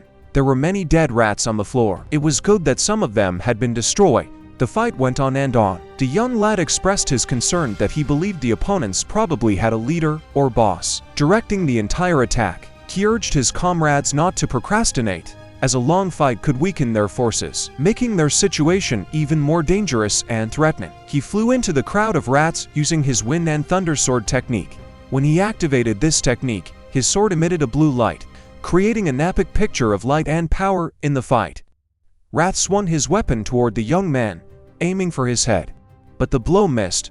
The boy was almost hurt, but thanks to his skillful dodging reaction, he avoided danger. It could have ended disastrously, but his agility saved him from danger. The guy seemed to have a real surge of emotion. He was so highly irritated and angry that his face was flush, and his eyes reflected red rage. This atmosphere made it seem as if something dark and unbridled was awakening inside him, as if he was becoming the essence of anger.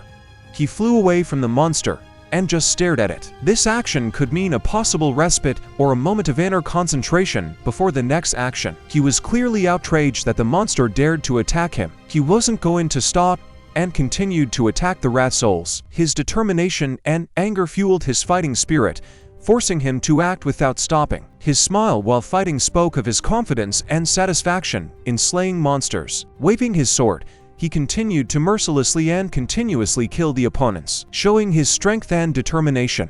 The guy's sword lodged in the ratsnake's shield, anchoring itself there. The monster disregarded the guy's misery and failure and grinned, displaying its huge teeth. It created an intimidating image, and the monster's smile reveals teeth that seem to be huge in size, taking up most of his muzzle and looking intimidatingly large and sharp. The ratfolk's gaze was filled with aggression and confidence in its superiority, creating a rather intimidating situation for the guy. The guy was surprised. While he stopped, the young man stood very close to the rat. He swung his arm with all his strength and speed. With all his strength, he punched right into the monster's face. This was a significant success in the fight, More than half of the monsters had already been killed. And there wasn't much left to complete the task, 63 out of 100 to be specific. This was an important step towards victory. The brunette smilingly supports his team, promising himself or war in the form of honey wine to be provided to him by the young man after the successful completion of the fight. It could be a good incentive for them all to keep fighting. The girl looked at him indignantly and wondered what we'd get if we got out alive. There was an empty space to the side, but there was a very strange sound and some movement, as if something was moving straight toward them. The brunette was afraid of what might be waiting for him this time. The young man replied that it was a rat. The dark-haired man had an even greater shock on his face. The muscular girl with very pronounced displeasure started joking about them not getting the honey. Why? But the brunette loved it so much he told her to shut up because she would scare away her luck. And then the boss came out. He was grunting intimidatingly, holding onto his half-bald pinkish skin with his hands. He stank very badly, his odor resembling some kind of rot, and his eyes were closed, as if they were covered with some old bandages. The young man looked disdainfully at this mega rat and thought about what he should do this time. Mega Monster was standing right in front of him. There were a large number of rat folk standing around the boss. They reeked of rottenness. They were ready for a bloodthirsty fight. The company cringed at this horrible odor. They started covering their nose with their hands and somehow trying to cover themselves from this smell, because hearing this smell, they wanted to vomit. At the same time, a young man received a notification that there is annoying plague and he is infected. All of his stats are temporarily reduced by 40. He was surprised and angry at the news. He couldn't figure out what the plague was. He assumed it must be some kind of debuff. He saw in his thoughts how the red-haired girl named Taunt Wei Yin went to the enemies. She appeared in his memories fighting a red-eyed giant monster, but then white threads dragged her right back to him. The guys were surprised that for some reason they could not practically move. They could not understand what the reason was. They became frightened by this non-departmentalization. The boss opened his mouth with a k-h-e-e-e sound. They all stood at the ready. Her knives. The brunette prepared his sword. The girl with the cross was ready for another prayer. And the young man looked into the distance waiting for a new battle to take place in a few seconds. Mega Rat screamed even harder. His screaming was starting to make his ears pop. The ratsalids ran towards the guys. At this time their eyes looked like lasers that drew lines as they ran. The young lad realized it all. Those nasty rats had found out that they were weakened and so now they were going to be very unhappy. The dark-haired boy wanted to swing his sword, but realized that it had become too heavy. He was shocked. How could it be like this? He was trying to lift and move his sword with all his teeth. And the blonde guy realized he didn't have enough arrows for all of them. He was in shock too. The girl with the tail had emotions of fear and anger on her face. She was creeped out by what was happening. The buddies stood all together in bunches holding their guns. They looked at all those monsters and had no idea how they were going to fight them. They knew they were going to fail. A large number of aggressive opponents were moving in their direction. The long-haired girl closed and squeezed her eyes shut and started muttering something about Manu. Her hair began to fly in the air. And then she cried out healing. Turquoise crystals began to fly around, and a pentagram-like circle of the same color was formed around their company. This circle consisted of 3 circles with various beautiful patterns inside. The rat folk ran even faster with a shout towards their buddies. It felt as if their strength was infinite. The brunette stood frightened. He frowned his eyebrows and clenched his teeth, holding his sword close to his face. Ed so much and he hoped so much that he would be able to seduce the head of the Heroes Guild before he died. But at the moment he thought that his wish was just a pipe dream, because now he would die. The muscular girl with the ponytail shouted that they would do without the delusions of death wishes. The only thing that mattered now was surviving and defeating the monsters. At this time, she pounced on the rat, with her 2 knives attacking him. The young man's eyes widened and he stood in a stupor. He was very worried that they might not get out of here alive. The thought of death frightened him very much, and he wondered what to do to get out of here alive. He looked at this huge screaming pack of monsters, that whatever it cost him they needed to destroy them. The guy didn't understand why he was so strong, this opponent. They tried very hard to defeat them, but it seemed that their efforts were not enough for this level of monsters. The monsters were getting scarier and scarier, because their anger was also growing with time. In front of them stood the ordinary rats, and behind them stood the boss of the rats, his teeth as sharp as knives. The young man realized that there was a good chance that he wouldn't be able to direct all of his energies to just the mega boss. He watched the whole pack at it, thinking in his head how he should proceed. He looked at his silver ring on his thin finger as he pondered. The other rats were ready to tear him apart. They would block his way. He realized that, so to defeat the boss he would probably have to deal with the ratsuckers first. But he came up with a golden idea, because you can temporarily deprive them of sight and hearing. If you do that, it will be much easier for him to kill the head of the monsters. This idea seemed very clever and right to him, but the most important thing to make it work, he thought at that moment. His smile tightened, for maybe now his plan would work and he and his buddies could pull off this difficult task. They had a flash ring available. With this ring he would be able to stun and blind the monsters for a while to kill the rat. Thus, he asked the girl with the tail named Kim Dajian if they still had the flash ring or not. The girl told him to be quiet, because the fact that they had this ring was a secret and it was not to be known. In the eyes with a crazy smile on his face, and answered that she had enough of her nonsense and quickly need to give this ring to him, because otherwise he can take command of the operation on himself. The girl was furious at his words, her face twisted with anger. She told him with a loud shout to shut up, for if he took such a responsibility, he would be responsible for all the consequences. And she was sure that there would be consequences, very bad consequences awaiting them. Kim Dajian raised her hands up and shouted that everyone should cover their eyes and ears. She was going to put that ring on her finger, and in order not to deafen her hearing or lose her sight, her friends had to listen to her. She put that very ring on her lady finger. It glowed with an orange light like the sun. She shouted to all those rats that they should get what they deserved. A very strong white light came on. It was like a fog. She shouted to all those rats that let them get what they deserved. The monsters began to scream very much and scare with their intimidating teeth, for they were disgusted by this loud sound and this strong light. In the dungeon, it was insanely bright, so bright you couldn't see anything. But the monsters didn't run away or died. It looked like the young man's plan had failed. The girl with the tail was upset, because it did not help them to cope with the rats. She stood there bewildered and did not understand what to do next and how to resist the rats. It seemed to her that there was nothing they could do. A young boy put this ring on his hand. The remaining number of uses for the ring was 3. He thought that was fine, and he had enough. He ran his white sneakers sharply toward his boss. The guy was running at full speed. White light all around him. He was able to run through the rats, heading for boss. He was able to do it because the ring was blinding and deafening them. After all, the young man was right in his ideas and the girl was worried for nothing that the plan had failed. The monsters were surprised.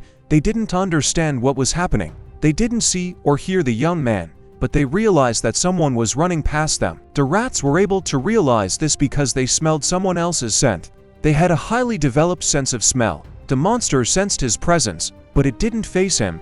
He was resolute and kept his guard up, even though his opponents were beginning to pay attention to him. The rats were angry and wanted to keep him from getting through to their leader. Though the rat sensed his Zera, the young man's movements were so precise and fluid that it seemed as if time was slowing down. Around him, he maneuvered skillfully among the monsters, making brilliant dodges and avoiding every blow. His speed was astonishing, allowing him to stay out of reach of even the fastest and most agile opponents. Such agility allowed him to avoid danger and strike without being hit by counterattacks. He ran past everybody really fast. He got it going. And then the guy is standing in front of the boss, preparing for the final battle. His eyes burn with determination and concentration. This moment is filled with incredible energy and thirst for victory. Every muscle is tense. He's ready for the ultimate challenge. He draws his sword sharply with his hand to kill his opponent and end him once and for all. The guy crouched down a little, pushing his leg back, and with a deft movement of his hand he stabbed the rat boss in the neck. He thought he'd accomplished the task he'd set himself. The sword was sticking straight into the boss's neck. He growled at the same time. Then the unexpected happened. The young man thought that was it. That the monster pulls his sword out of his neck and asks if the guy is suicidal. The guy tensed up. He narrowed his eyes. The sword flew to the side with a loud sound. The monster could get rid of it and not die. This was very bad for the company of friends. At this time, the monster simply turned its muzzle towards the young man and smiled. He thought he was invincible and great. A young man was notified that he had been poisoned. He was puzzled that even such a small dose causes dizziness. After the disease, the poison, it's nothing but trouble. In the artificial light of the dungeon, The young warrior's face was haggard. The bruises under his tired eyes were clearly visible, where each dark spot spoke of the battles and struggles he had been forced to endure. His face reflected exhaustion. He covered it with his hand as if trying to hide his fatigue. But it was too obvious. He needed help, accelerated recovery, and perhaps a cure or antidote to regain his strength and energy. While the guy was standing there was a horrifying brown-colored hand with long nails like blades reached out to him. The boss of the Rat Souls wanted to kill the guy while he was standing and trying to come to his senses so that he wouldn't fall down from severe dizziness and bad physical condition. The monster's strike was as powerful as an avalanche, but the guy somehow abruptly managed to disappear, and the dungeon monster boss couldn't destroy him with his long sharp claws. He got up and saw the notification that his attack absorption was activated, and also his durability was reduced to 18. Oriana saved him. The muscular girl was very worried about the guy and asked if he was okay, but the guy waved her off and said he was fine, because he was alive. In his head he thought that no matter how you feel, the most important thing is that you are still alive, because if you are alive you can still kill the enemy. The only thing that worried the young man now was that the poison could have a critical effect on his body, causing pain and weakness. The young man knew he had to find an antidote, or the consequences could be catastrophic. He urgently needed help to overcome this challenge of a possibly even deadly threat. The young boy, Kim Il-yin, got a very unpleasant look and started coughing loudly. Some black spots appeared on his face and his eyes became very red. His friends were worried, but he told them that he was fine. He was very surprised that his companions were worried about him. He was pleased that they were worried and concerned about him. Even though he looked terrible, the guy asked them that rather than have them think it was his last attack, because he didn't think it was, he was ready to keep fighting. He looked at the rat boss with a smile, preparing for another attack on him. It was not an easy situation. The boss, full of desire to destroy the young man, was approaching, creating a sense of imminent threat. The brave boy remained motionless, preparing to face the unrivaled danger that was rushing towards him. While he was looking at him, he smiled and thought how idiotic boss and his rat folk friends were, because they thought they had already won. But the guy didn't decide to give up. He didn't care about his condition, because it was important for him to complete the task. He thought that all these monsters didn't realize that the master always saved his best punch for the final round, and with that thought in his head, he attacked the rat boss. The blonde man's arrows flew into it at an insane speed, and the young man himself decided to cut off its head. The monster gave a great loud scream. A large amount of blood splattered around him. He informed him that now he would lose his head in this way. The young man smiled, for it seemed to be a defeat for the boss. The guy stared at his opponent until the monster's legs began to shake very badly. He began to lurch from this unbearable pain. Now looking at this rat boss wasn't scary. He looked very pitiful. He became very thin and began to shake, standing in his own stench, which was green in color. The young man smiled, and with a satisfied face began to ask him if he was scared, teasing him. He laughed and said it was time for him to die. The boss turned his back to the guy, trying to somehow escape with a loud cry of anguish while covering himself with his skinny arms. Now it wasn't the young man who was pathetic. It was he himself. They had switched places. The young lad started teasing and telling him that if he turned his back on the warrior, he would immediately be finished. Saying this, his whole face was dominated by a crazed smile filled with hatred and a sense of his own perfection. And then what he had longed for happened. He swung his own sword at its head. The monster, tearing his throat out with all his might, continued to scream, but the screams were useless. Blood actively started flowing out of his neck and head, and his head just fell to the ground with a clatter. The boy had done well. He was able to overcome his opponents. He stood content with himself and put his hands down and kept a smile on his face. His buddies were praising him, telling him he was doing great. And then he got a notification that he had leveled up. He saw a notification that he had reached 10 stars of Wind and Thunder Sword technique. The guy's face changed a lot. It was a great achievement for him. He thought he was a great young man. The guy has been notified that he has a new power, Windstorm. His spirit can't be broken by even the strongest storm. The boy was shocked by this very pleasant news. He understood. He drew his sword and held it in his hand, staring at him. Now the young man understood how to use his sword in a fight. He had a new power with which he could kill the remaining rat souls. Opposite stood the still unkilled rat souls. They continued to get very angry and scream.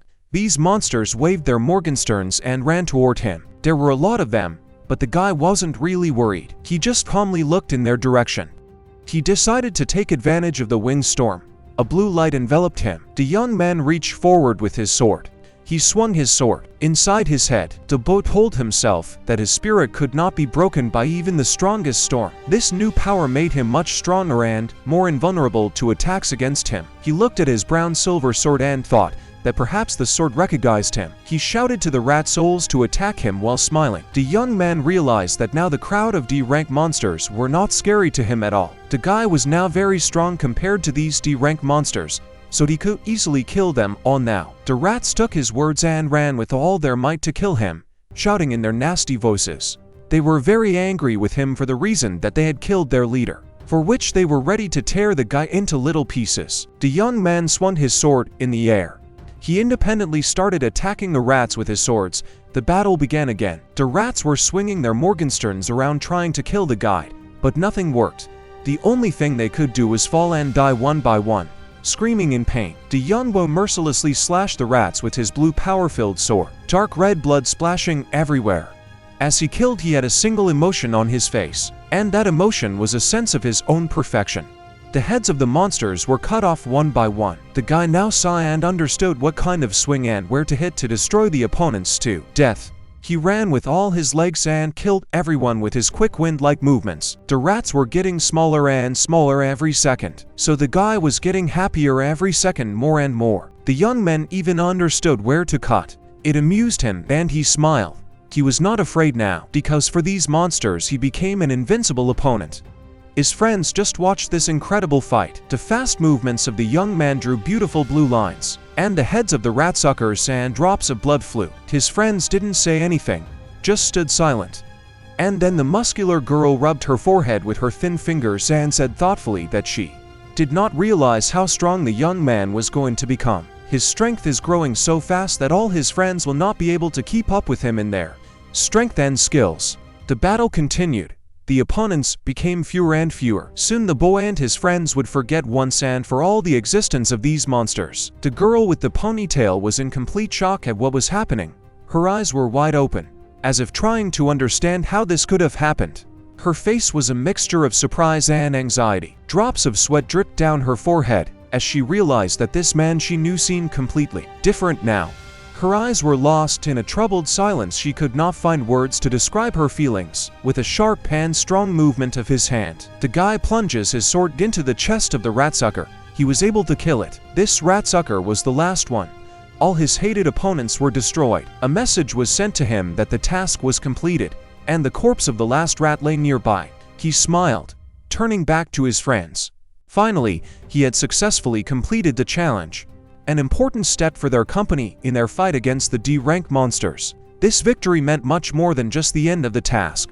He received another notification that he had leveled up and all the conditions had been met. He was overjoyed and smiled with one corner of his thin lips at the news. His strength characteristic had been increased by 2. The young man had 3 new levels a day, and his strength stat had been increased. This was great for him. There were many corpses lying around, with shields and Morgensterns lying beside them. The company looking at them couldn't still believe that they could handle them all. The guy thought to himself that something like this was basically expected from an S-class dungeon. Now the stuff. The muscular girl looked at him and turned to the young man with a question with a bright expression of interest on her face. She wondered what she needed to eat to become as strong as him, asked him to tell her in confidence, and smiled. The young man answered her with a smile, saying that one should burst the roots. There are such incredible potions, but you have to find them first. The girl's face was overflowing with some bewilderment. She wondered what kind of nonsense he was talking about.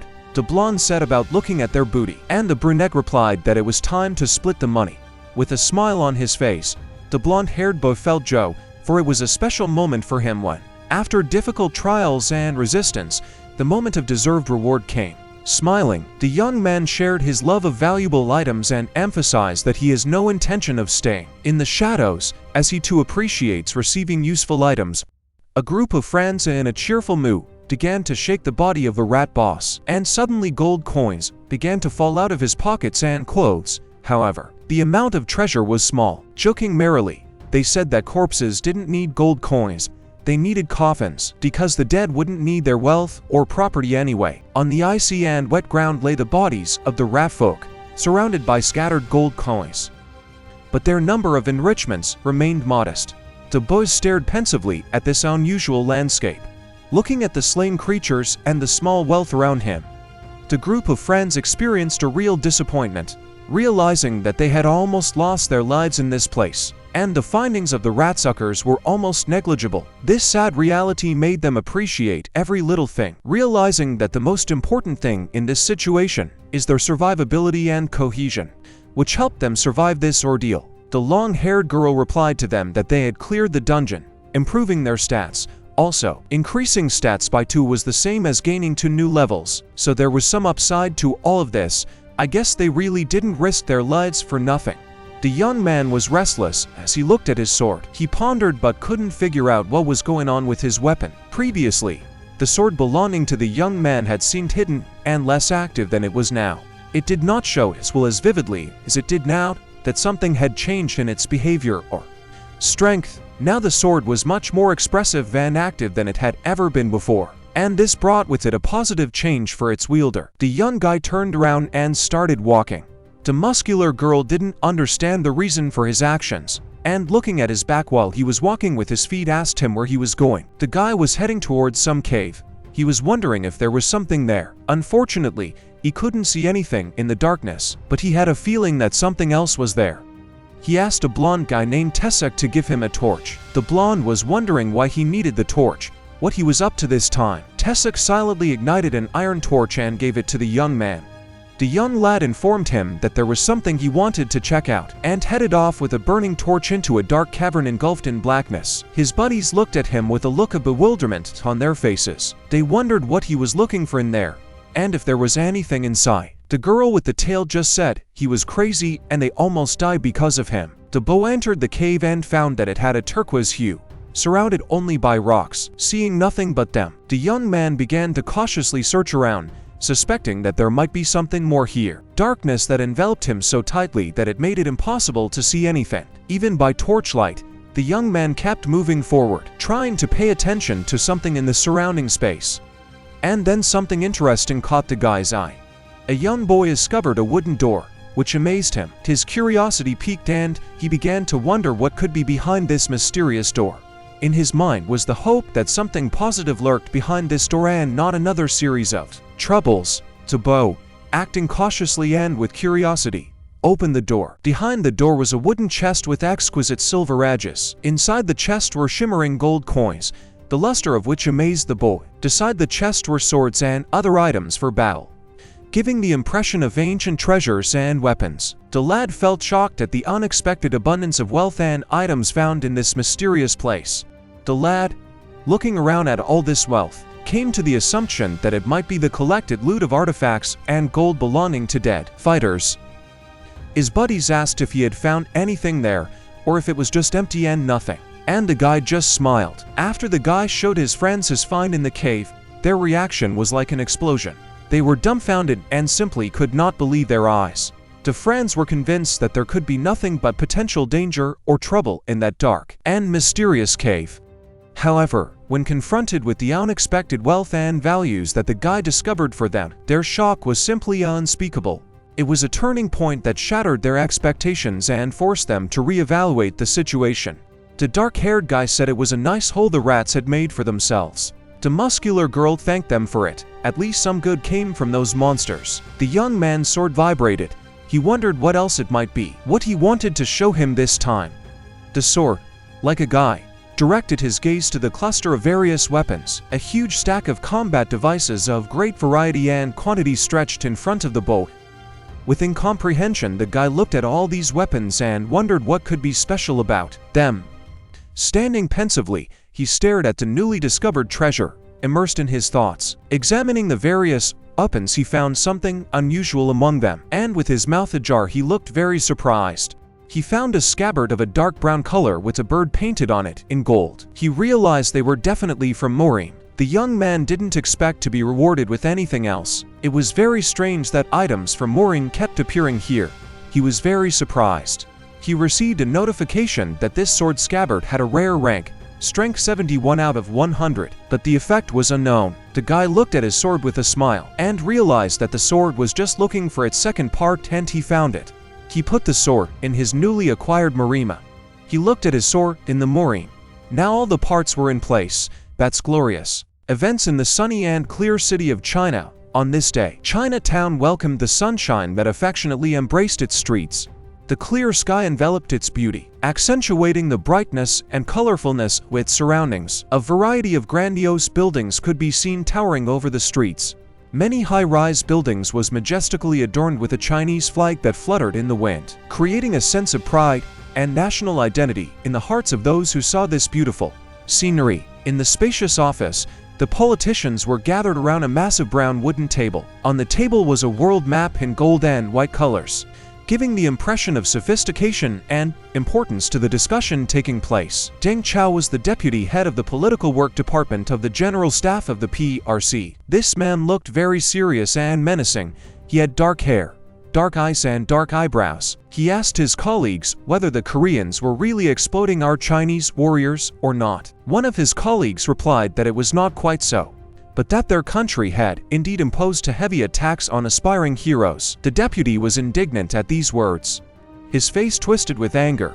He strained his forehead hard enough to show the veins, and his eyebrows almost merged with his eyes. He didn't know what else to call it. They were talking. The hero of their rival countries was already showing extraordinary growth, and they only needed to push once, because they didn't want to pay tax to Korea for the rest of their lives. He was shouting and swearing very hard. While he was doing this, his colleagues just sat silently with sad faces and lowered their heads. The deputy banged his fist on the table and told them that the people in charge of China's future had made absolutely no progress, and he was very indignant about it. So he banged on the table with all his might. So they need to take action right now, and he told them that if they have a mouth, let them offer their ideas. One guy raised his hand and decided to offer him his own idea that maybe until they found a territory for newcomers, they could create subsidies for aspiring heroes. He hoped he wouldn't piss off the deputy even more with his words. When he heard what the boss said, he didn't like the idea. He pounded the table once more and shouted loudly, his face screwed up, that they were talking nonsense and that this was not the way to do things. He asked them to come up with a plan that was worthwhile and that he liked. People continued to sit in the large discussion room with their heads down. They were upset that the deputy was reacting so aggressively to their proposal. There was silence. The silence was interrupted and one guy turned to the deputy with his idea. The latter stared at him expecting to hear something worthwhile. This guy nervously asked if they could just absorb a Lido. The guy sitting next to him told him in a dismissive tone that he was talking nonsense.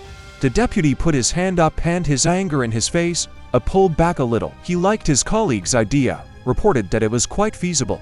The guy in the audience looked away fearfully and said that if they invaded his domain, other countries would not ignore the move. The guy who suggested the idea smiled and replied to the person that he thought they could handle it. The deputy looked at the guy intently and asked exactly how they could handle it, asked for name and rank. His interest in this guy and his idea was growing. The guy who proposed the idea from behind the table put his hand both out of a stone face, said that his name was Wan Wei. He was the military chief of the first level of the strategic support unit. The chief thoughtfully took his chin with one hand, scratching it, and smiled a little with the corners of his lips showing a small part of his teeth. He asked this guy to continue his story. The Spur could get a Lidl without interference from other countries. Wan Wei smiled a straight smile and said that it would be necessary to convince the heads of the contact states to go to a Lidl, and it would be best to start with those closer to them. The deputy folded his hands, rested his head on them, thought about it, and then looked directly into the eyes of his colleague. He asked another question, wondering how to persuade them, just to make them watch the sides, or how to do it. Wan Wei reminded in a satisfied and calm tone that the Sylvia Empire was currently in a bad state due to the civil war, so they had no time to worry about the noble women of the borderlands, and the regent who was appointed to replace the emperor is corrupt and lazy. To top it all off, China is related to the first prince of the empire.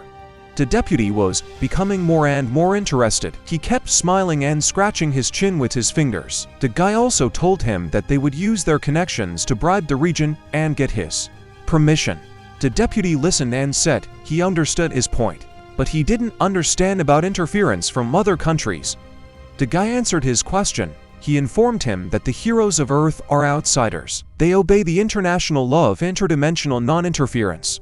So, fortunately for them, it was impossible for them to interfere in Pangea's internal affairs.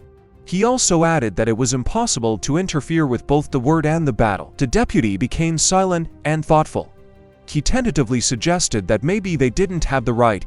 He was told there was a loophole. The deputy wondered what the loophole was. The loophole was that a person who obtained the status of a Pangean was no longer considered an outsider and could enter battles. Just recently, Jaffe from the support department had been knighted by the Frey province.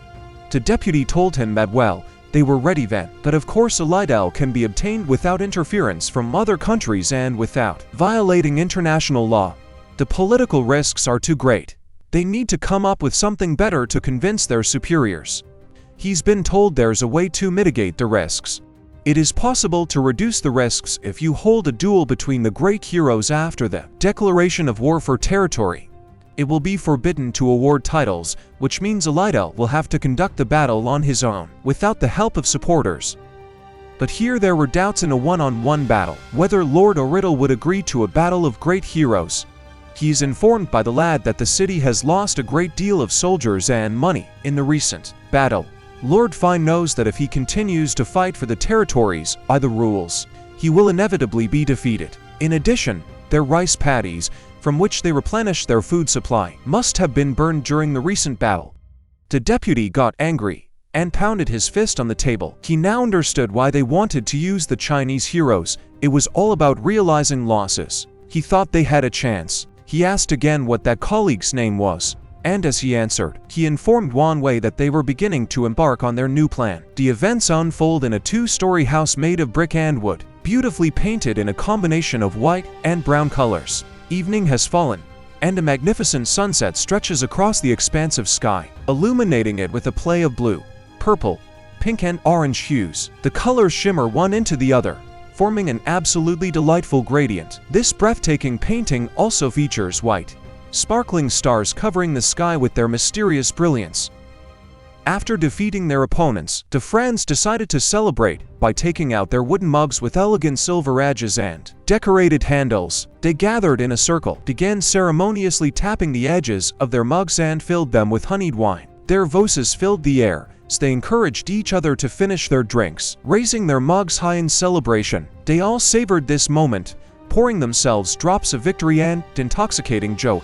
It was very cozy when the company gathered together, relaxed and discussed different topics while enjoying glasses of wine. The whole house was filled with tranquility and comfort. This house consisted of 2 floors, furnished with wooden furniture that gave it a special charm, and on the ceiling hung majestically beautiful chandelier made of chains and a wooden circle on which elegant lamps were placed.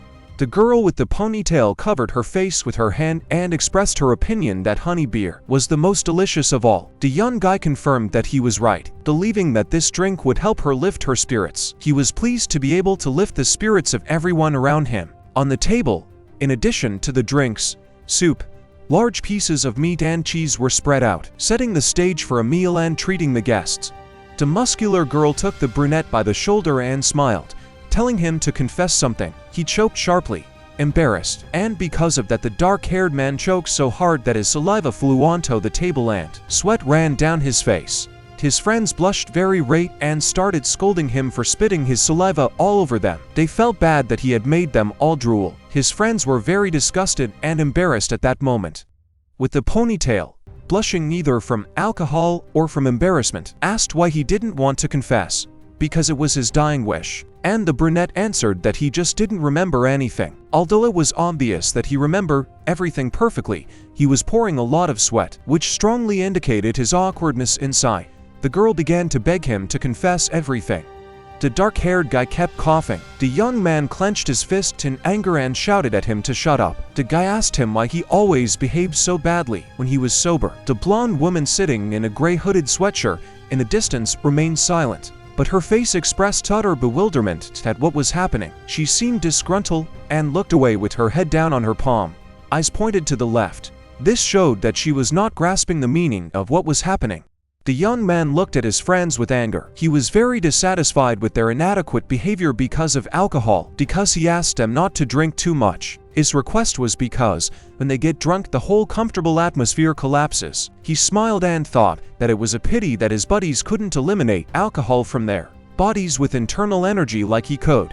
It would do them a lot of good. That way they would remain sensible and adequate people when they drank, and wouldn't behave so nastily as they did now. A blonde-haired guy, flushed with alcohol, asked the young man why he drinks like them but doesn't get drunk. The young man explained that he simply had a large reserve of internal energy, thanks to which he was able to stay sober even after drinking alcohol. The blonde concluded that he too drank a lot as they looked like they did. The guy didn't like that he thought of him that way. He didn't want to be compared by his friends to them either. After calming down, the young man asked how much he and his buddies had gotten in the dungeon with the wild rats. He assumed it was a lot, though who knew it would be so lucrative. That find was very unexpected and wonderful. The blonde-haired guy told him in a wistful tone that considering how much time they had spent on this dungeon, one would think that the reward wasn't that good. The armor they found was so old that it couldn't be used. Some equipment is not clear what it is for, and his class is. The amount of these equipment is huge, so it's possible that it will be at least 150,000. 01. The blonde-haired man said that if the guy wanted to get it in gold, let him tell him. The land would settle it. He smiled, and the girl with the ponytail twisted inadequately with contentment. They were happy to have so much money. They loved money. So the moment they found out about all this, they smiled with all 32 teeth. Their smile was so strange and unnatural because of the alcohol that it was disgusting to look at them. The young man at the same time wrinkled his face, not with contentment like the girl and the boy, but with indignation. He was indignant that their faces changed when they heard about the money. He thought they were very money-crazed people. The long-haired girl told everyone that Ilion was the mascot of their group, and it was true. Thanks to this guy, they were able to defeat the monsters, find their burrow and get a lot of treasures. The guy smiled, looking at that girl, thought it was weird to be the only sober one in a bunch of drunks. The blonde man was filled with curiosity and bewilderment. He couldn't understand how Ilion had foreseen the treasure or found the rat hole where it had been discovered. The question lingered in his mind, forcing him to ask Ilion, seeking clarification and understanding. Ilion was confused, unsure if his friend would believe him if he told him that the sword was the key to unlocking the location of the treasure. He hesitated, pondering whether to share this information, fearing that his words might not be convincing or understandable enough for his friend. The young man now possessed two swords. He thought about it and concluded that he should return one of them to the forge, so that it would not sit idle and could be used by others.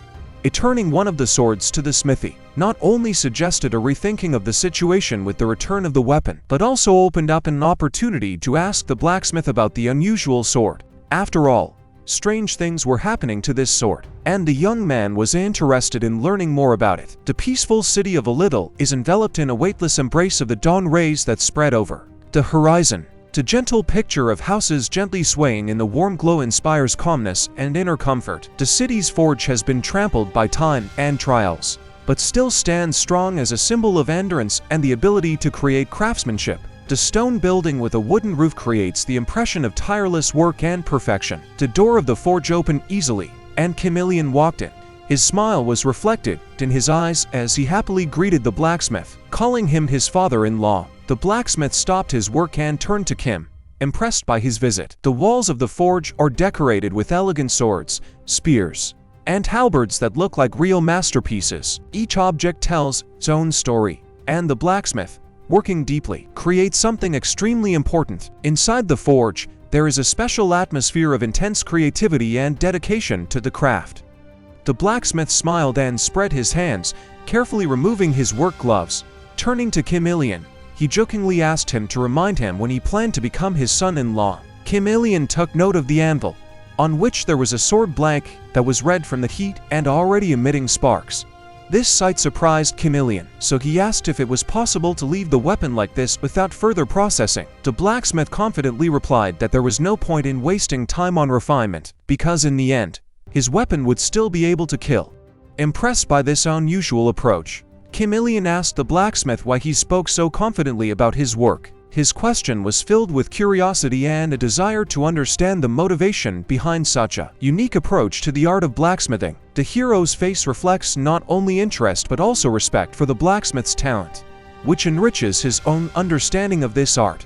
Koval asked Kim Il-young if he was aware of the civil war that was currently unfolding in Sylvania. He explained that the heirs to the empire were competing for the right to take the throne. In the blacksmith's imagination, a picture arose where the images of the heirs, like two powerful elements, were fighting for the shiny, red throne that remained vacant. Koval added menacingly that if the emperor learned of this state of affairs in their country, he would turn over in his grave from the unrest and disorder. His words sounded like a warning that in a situation like the one in Sylvania, no leader would remain stable on the throne. Frowning, Kim Il-young replied that he understood. He thought that as long as he had the opportunity to make money, he was not particularly concerned about political intrigue.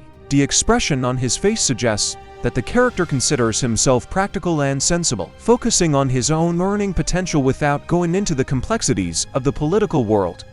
Koval, expressing surprise, asked Kim Il-sung how a hero living in such a big world could not be aware of the situation. In response, Kim Il-young laughed skeptically, pointing out that even heroes sometimes lack sensitivity to the events happening around them. His words betray a certain disdain for the fact that politics and intrigue do not always attract the attention of those who live by their own rules. After much deliberation, Kim Il-young came to the conclusion that he may not understand the complex political intrigues, but his rare and expensive weapon makes him valuable to Alito. Here, he can be perceived as a hardworking and valuable person whose contribution is important to the fate of this city. The blacksmith folded his arms across his chest and curiously asked Kim Il-young where he got such a luxurious item. He closely observed Kim Il-young's sword case, which stood out in a special way. His expression showed intrigue and admiration for this elegant instrument of war. Kim Il-young looked at his beautifully decorated case and replied that he had received it in a rat man's dungeon. He told how it happened, adding mystery to his acquisition. His story fills the space of the world around him and adds to the mystery of the hero's image. Picking up the sword in the case, Kim Il-young cheerfully remarked that a strong bond had already formed between him and the sword, as the sword was trying hard to get into the case on its own. The blacksmith, surprised by this surprise, listened to Kim Il-young with interest and admiration. Sweat broke out on the blacksmith's face, and he asked Kim Il-young if he really meant the sword. Since Kim Il-young had given the sword human features when he spoke, the blacksmith was interested and seemed a little surprised by this unexpected association. The blacksmith took the sword with both hands and looked at it intently. Kim Il-young did not understand why his action aroused such interest in the blacksmith. Perhaps the blacksmith had his own thoughts or memories related to this sword. The blacksmith skeptically noted that if the sword was so talented, it should have been sold for a higher price. Kim Il-young became clear, and he may have realized that the blacksmith did not understand his special connection to weapons. Kim Il-young picked up the sword case and handed it to the blacksmith, saying that he should take it. The blacksmith agreed and added that his name was Pythos. Kim Il-young handed the case to Pythos and thanked him. Pythos replied that he was glad the case was useful to Kim Il-young. During the exchange, they discussed the source of the case and even shared a few adventures from the past, which made the moment much more pleasant and friendly. Pythos, holding the case in his hands, asked Kim Il-sung if he had come only to return the case. Dian said that, of course, the case was important, but he was also interested in learning more about the true history of this artifact, which turned out to be not only useful but also full of secrets. Kim Il-young thought that Pythos was smarter than he seemed and drew his flawless sword. The gaze in both directions became intense. The atmosphere became thicker, because both felt that an interesting story awaited them. Kim Il-young's sword shone beautifully. Kim Il-young, holding the sword in his hand, told Pythos that he would like to ask him about the sword's former owner. This topic opened up a wide vista of history for them, and Kim Il-young could not help but express his curiosity about the secrets this impressive weapon might hide. Pythos, in turn, raised an eyebrow in an intriguing gesture, ready to share his knowledge and stories. Pythos held his chin and began to remember. He said that the person who sold him the sword was really interesting. Kim Il-young asked what made him stand out. Pythos said that this mysterious seller had an exceptional mind and unpredictable charisma. He was able to predict events, even those that seemed impossible, and this made him an impressive figure in Pythos' eyes. Pythos continued to recall the former owner of the sword and said he had sparse, dark hair like Kim Il-sung, his pupils were black as obsidian, and his face shone strangely. Kim Il-sung asked if there were any other features. Pythos replied that the man was wearing a strange hat that he had never seen before. Tall, with a wide round brim, it stood out from the usual ones, but created a mysterious image. Kim Il-sung was interested in Pythos's phrase about the hat and began to recall people who fit the description. It seemed to be a special group or organization that possessed unique artifacts and was adept at keeping secrets. Kim Il-sung decided that he had to find out more about these mysterious individuals and their connections to the sword's former owner. Pythos continued his description and said that it was a white hat woven from some kind of grass and gestured to the approximate size of the hat. Kim Il-sung immediately thought that Pythos might be describing a bamboo hat. When he pictured it in his mind, Kim Il-sung imagined thin bamboo petals that gave the wearer an aura of mystery. Kim Il-sung thought that the owner of the sword was from Morin. It seemed to Kim Il-sung that there were other martial artists here besides him. He imagined them meeting, exchanging experiences, and taking part in joint training sessions. This became a source of new impressions and challenges for Kim Il-sung. Kim Il-sung angrily thought that the gods of Pangea were nothing but trouble. At the same moment, the goddess of heroes spoke to Kim Il-sung, saying that he should not judge the world of the gods and that he knew nothing about it. Kim Il-sung felt that he should look at these events from different perspectives and discover new possibilities that this mysterious world hides. Kim Il-sung then clarified that only some of the Pangea gods are trouble. Pythos asked what he meant. Kim Il-sung asked him what he meant, that the man simply sold the sword and left. Kim Il-sung expressed doubt that the mysterious seller decided to take such a step without any hidden agenda or attempt to participate in a grand game plan. Pythos told Kim Il-sung that the previous owner of the sword was a woman, not a man. Pythos then added that it was an incredible beauty with snow-white skin and hair in a ponytail.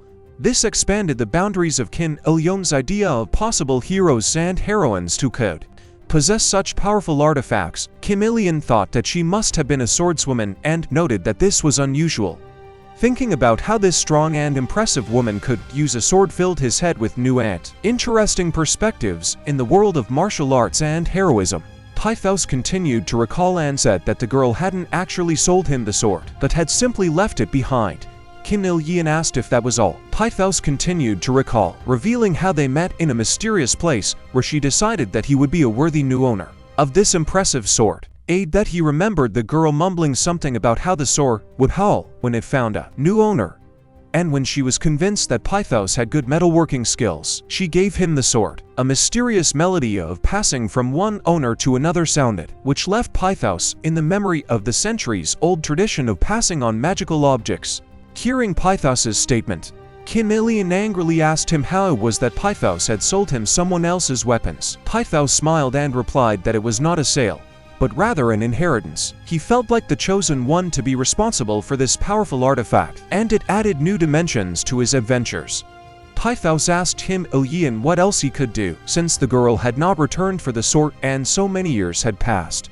Pythos then added that he didn't have an arsenal in his forge and didn't need to keep the weapon, so he was selling it. Kim Il-sung thought that obviously Pythos had decided that the girl didn't need the sword anymore, and it might have something to do with what happened to her. Kim Il-sung continued to analyze Pythos' words. He thought that maybe something had happened to that girl, so she couldn't come back, and it was a shame that a sword like that had been gathering dust for several years. This raised some questions and strong doubts about what happened to the sword's previous owner. Kim Il-sung continued to think that it was all very strange and how a master from another dimension could leave his weapon to a blacksmith. This understanding expanded the realm of mystery surrounding this sword and aroused a new and exciting interest. Kim Il-sung picked up the sword and looked at it and thought that the sword had found another warrior from Morin meant that it was inevitable. He felt the great responsibility for this artifact and recognized that his destiny was connected to the incredible adventures and mysteries that lay ahead of him. A white castle with a blue roof. The castle stands in a courtyard with trees near it, then houses with orange tiles on their roofs. It is surrounded by a stone wall with towers. The atmosphere of the courtyard is striking in its calmness and majesty, and the orange tiles give a touch of warmth among the cold stone. A spacious throne room with huge display cases behind the throne and a high ceiling. The ruler sits on the throne and asks a servant who China will send here. The servant replies that China will send the B-rank hero Jia Fei to duel great warriors. The hall itself is striking in its grandeur and luxury, and the windows allow you to watch the events outside. The ruler is a middle-aged man with white, blonde hair combed back and a small white beard. He was dressed in a black robe with a decorated yellow border. He asked the servant if he meant Jia Fei, whom the ruler had knighted. The servant answered in the affirmative. The ruler, sitting on the throne, looks powerful and decisive, ready to make important decisions. The servant replied that China had chosen a hero with knightly status in order to reduce political risks and that he would like to ask for the active cooperation of the ruler. The expression in his eyes reflects anxiety about the possible difficulties in the political dimension of this decision. The ruler said that he would of course agree, but he hoped that the first prince would appreciate his zeal. He asked if there were no A-rated heroes and that he felt that B-rated was not quite appropriate. He is showing stubbornness and lack of confidence in the decision China has made. The servant assured him that this was what they needed and that the strongest knight of Elida was Purser, while the others were heroes of lower ranks. The ruler smiled slyly and said decisively that he would try to get the prince to allow the duel, and that they would win the prince's trust and bring down the arrogance of the arrogant Oriana. His facial expression indicates confidence in his ability to influence events and ensure the success of this plan. Always shining Illidel against the backdrop of a beautiful sky, which is held by the flags on the towers. Someone has spoken loudly to Lady Oriana, and the sky celebrates the majesty and immense power of this city as a symbol of Illidel. Lady Oriana sat on her high throne. She was approached by Purser Fisher. She asked him what he wanted and if he had any urgent news. The image of Lady Oriana on the throne reflects her power and great importance in this city. The head of the knights, Fisher, is alarmed to learn that a duel of great heroes is taking place on the border of Fry province. He delivers this news with an expression of seriousness and anxiety, which indicates the gravity of the situation. Lady Oriana got up from her throne in alarm and asked Fisher what duel he was talking about. He replied that they had just received a letter from the Empire. This reaction of Lady Oriana emphasizes her curiosity and concern about the events unfolding outside of her power. Fisher asked for the help of the merciful mother goddess for the winner and said that the duel was being held to expand the territorial claims between Elidel and Fry. His words strike a chord with the seriousness of the situation and the importance of victory for Elidel. Lady Oriana looked sadly at the floor and asked what was the cause of the war. Her question shows her concern and desire to understand the root of the conflict, as well as her attempt to find understanding and a peaceful solution to the situation. Fisher replied that during the last monster attack, they had been watching the situation from the outside. Lady Oriana replied that this was impossible. This exchange emphasizes the tensions between the factions and the differences in their points of view. Fisher explained that the lady herself knows that the current central government of the empire is corrupt, and Fry belongs to the first faction of the prince to offer a bribe. This points to corruption and the influence of political interests on decision-making in the empire, which again emphasizes the threat to Elidel and the need for action. He princes were too busy with each other at the time of the demonic invasion, and that the regent and the central government were blinded by power and completely ignored the needs of the common people. Her face reflects her anxiety and frustration at the circumstances. Lady Oriana continued to grieve. The news depressed her. She thought about how the lords were uniting with the earthly forces, one by one. Then Lady Oriana said that they had no choice. This shows her belief that the circumstances confront them with a fact, and they must act, having no alternatives. Fisher expressed his thoughts to Lady Oriana with impressive enthusiasm. He described in detail how a new knight of B rank from faraway China had been initiated in the province of Phi, at the very top of a sacred hill, in a huge public event. Fisher saw himself in that role, and laid out his ambitions and dreams before Lady Oriana. Lady Oriana, listening to Fisher, looked at him with curiosity and a bit of concern, asking if he was referring to China. She expressed her surprise that this distant country could be the cause of important events in their region. Her words gave off a little anxiety and curiosity about the possible impacts on the earth due to events in China. Lady Oriana, stunned by Fisher's words, actively questioned him about possible scenarios. Her face was filled with excitement and confusion. She was more excited and interested in the new circumstances than ever before. Sweat beaded on her forehead, and her eyes were wide open, indicating an incredible level of emotional stress. The head of the Knights, Fisher, shocked by the news, hesitantly presented his reasoning to Lady Oriana. He explained that, unfortunately, there was no knight in Elidel with the necessary B rank to confront a warrior of this class. Nevertheless, showing favorable hope, he indicated that their last chance might lie in appealing to the princess. With patience and confidence, Lady Oriana advised Fisher to refrain from jumping to conclusions. She confidently determined that they had a suitable knight ready to come to the rescue. Fisher was surprised by this unexpected news, but the lady assured him that the chosen warrior had a big heart and could not leave those in trouble. Fisher, left in limbo, asked Lady if she could elaborate on her words. The lady replied, reminding him of the faithful and brave Kim Il-sung, who is always ready to fight and come to the aid of those who need him. Fisher, deep in thought, considered turning to Kim Il-sung to save their situation. Fisher, deep in thought, decided that Kim Il-sung was the perfect candidate for the duel. He remembered that Kim Il-sung had received the title before the outbreak of the war for territory, and had successfully dealt with a necromancer and dozens of orcs. Fisher imagined Kim Il-sung's image, weaponry, and mastery of magic, and confidently believed that this knight could prove himself strong enough to win a duel with a B-ranked opponent.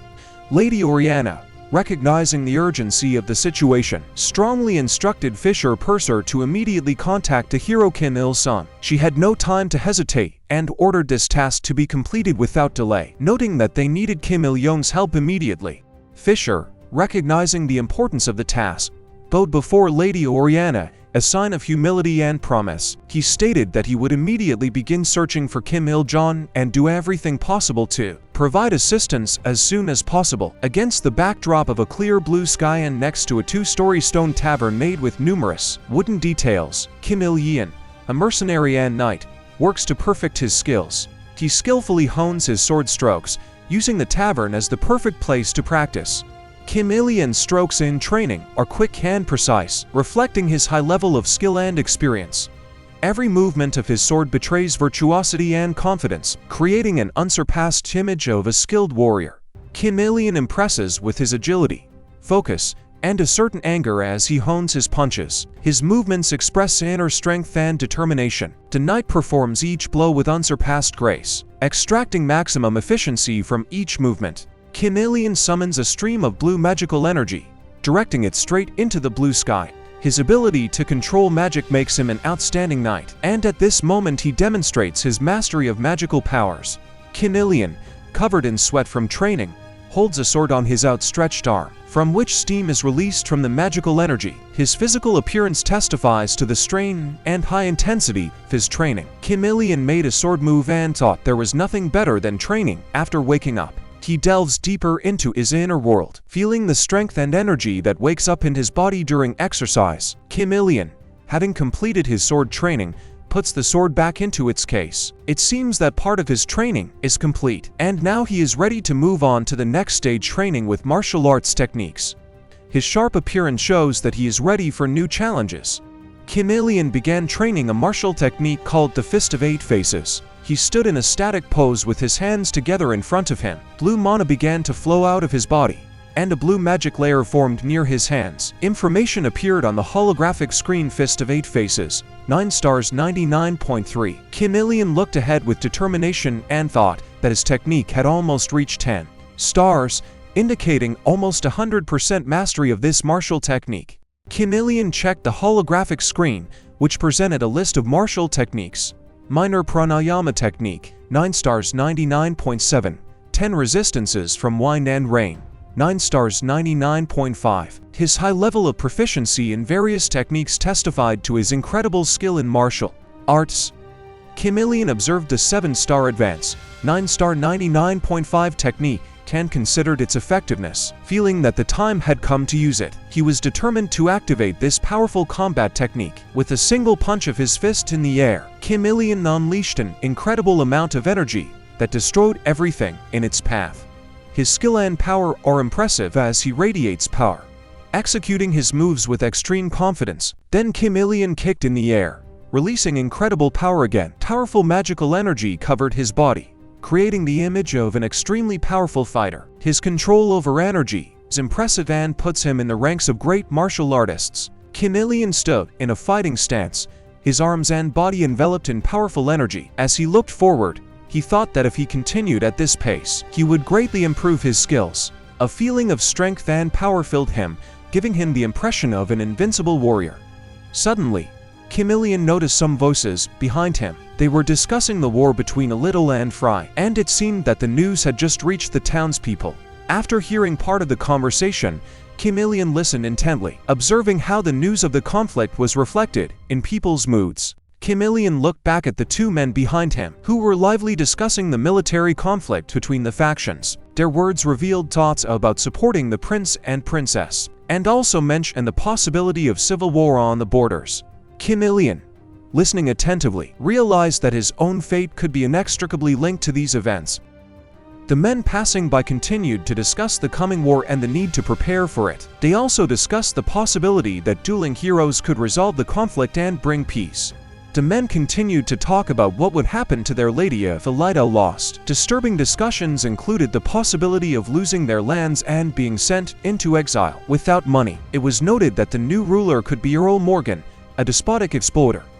Kim Il-yeon smiled and concluded that the people are concerned about their lady, and that he thinks Lady Oriana is a great ruler. The positive attitude toward Lady Oriana shows the high level of trust in her among the residents. Kim Il-yeon heard from passers-by that there were rumors in the city that the first prince and the younger princess would soon arrive in Lidl to officially end the tournament. This information aroused interest and excitement among the residents. The men passing by then discussed that such events were no joke, and that the younger princess was showing real concern for their ruler. They discussed how this might affect the city and its future. Kim Il-yeon suggested that the younger princess might want to check how fair the match is, and the first prince will be watching her every move. Such excessive attention from the royal family may indicate a serious interest in important events in the city. In conclusion, the men agreed that they strongly believe in a secure future with Lady Oriana. They expressed their hope that she would bring only positive changes and tried to appear optimistic, although there was a significant amount of anxiety and uncertainty in their eyes. Loud noises shattered the silence, drawing the men's attention. Amidst the abandoned surroundings, they could see Lady Oriana standing there like a mysterious figure. Their uncertainty increased as they tried to unravel the purpose of her visit to this remote location. Kim Il-yeon had a look of uncertainty. His eyes reflected uncertainty, and he seemed to be losing touch with what was happening. His expression showed that he did not understand what was happening, and this added to the mystery of the whole scene. Lady Oriana arrived at Kim Il-yeon's on beautiful horses with Fisher. Her presence caused the hero to feel dubious emotions, and he could not look away from her. Her eyes shone with warmth and mystery, creating an atmosphere of mystery. Lady Oriana turned to Kim Il-yeon with a look of relief on her face, claiming that she had finally found him and he was extremely important to her. Kim Il-yeon looked seriously surprised by this unexpected turn of events, so he asked Lady Oriana what exactly she wanted him to do. Lady Oriana responded to Kim Il-yeon with a mixture of apology and recognition, thinking that it might be unfriendly to ask such a thing. Nevertheless, she decided to make her request and asked Kim Il-jeon to accept the role of their great warrior, while humbly looking down, which added to the mystery and majesty of the moment.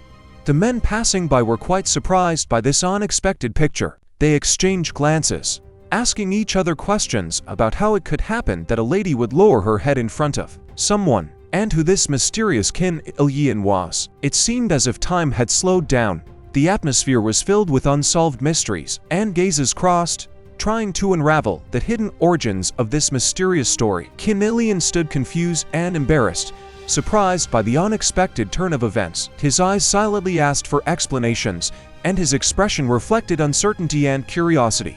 The mystery of the circumstances was in the air around him, like an invisible petal breeze that hid everything that had happened from the prying eyes of others. The head of the knights, Fisher, asked Kim Il-sung for help.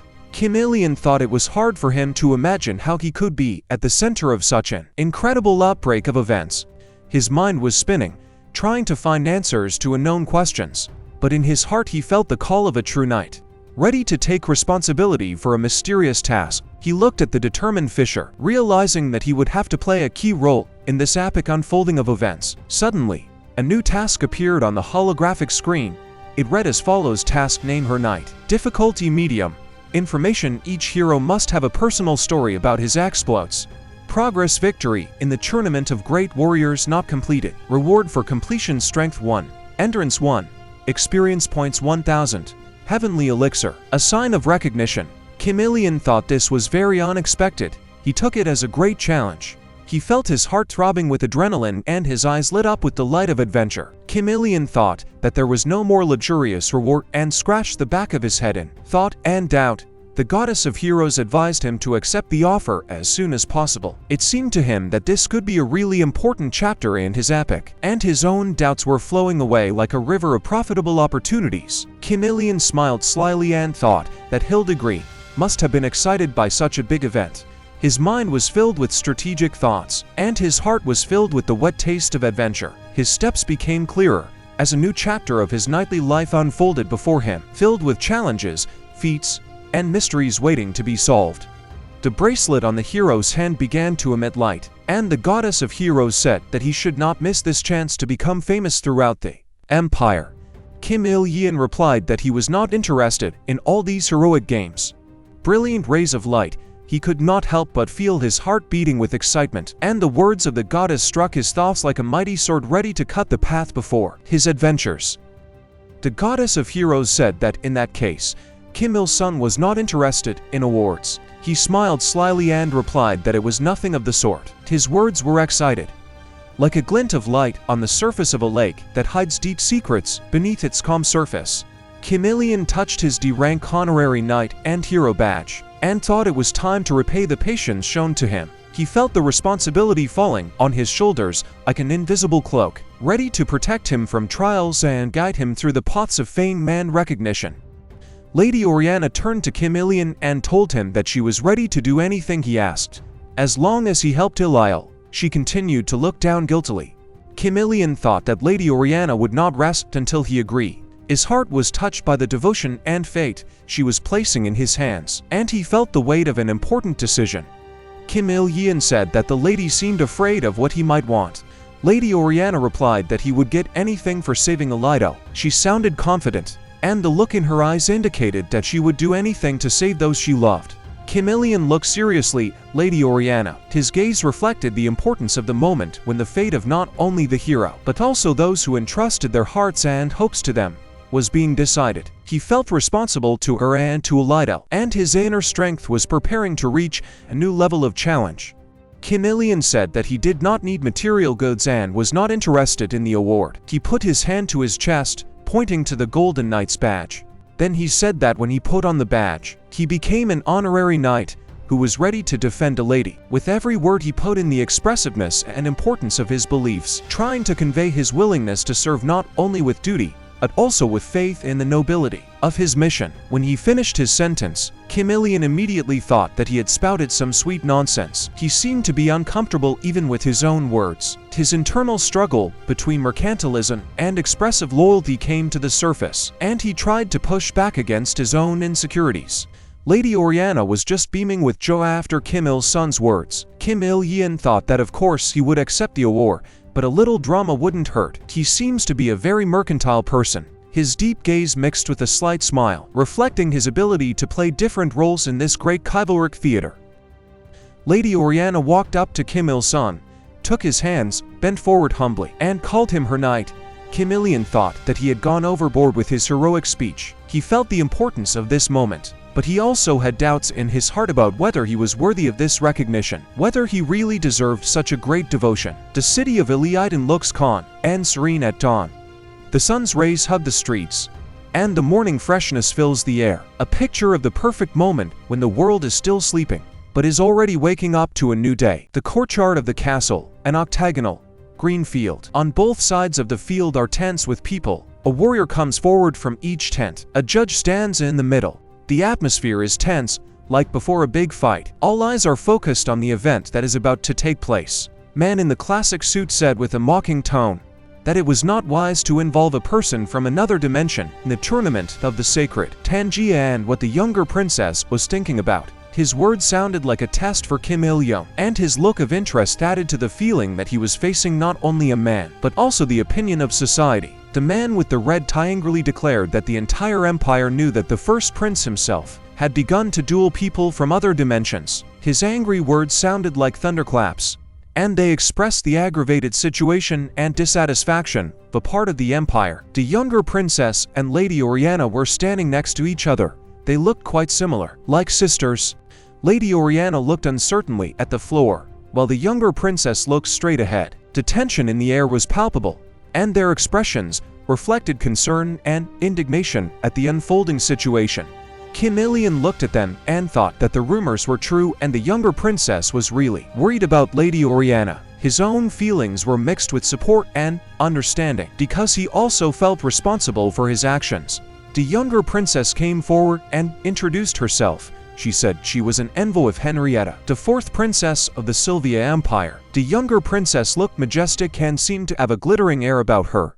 Her introduction expressed not only status, but also defiance, a willingness to become a voice of change in the empire. The younger princess with the purple eyes turned to Kim Il-young, asking him if he was really the great hero of Oriana. Her violet eyes shone with intense curiosity, and she penetratingly studied Kim Il-sung's expression in search of the truth. Kim Il-young replied in the affirmative and introduced himself to the younger princess. She replied that if her old friend trusted him, she should too. His words balanced the atmosphere, and they gained the support of the younger princess, who recognized the importance of trust and loyalty. The younger sister said that Henrietta's worries seemed to be justified. Then she said that they say Kim Il-jong will have to fight a B rank and asked if he could handle it. Her words created a sense of tension, but also evoked determination in his response. Kim Il-young looked at the D rank badge and realized why they were worried. He felt the inner strength and readiness to go higher, meeting the expectations of those who believe in him. Kim Il-young smiled gamely and thought that he and his opponent were on different levels, but their stances were almost the same.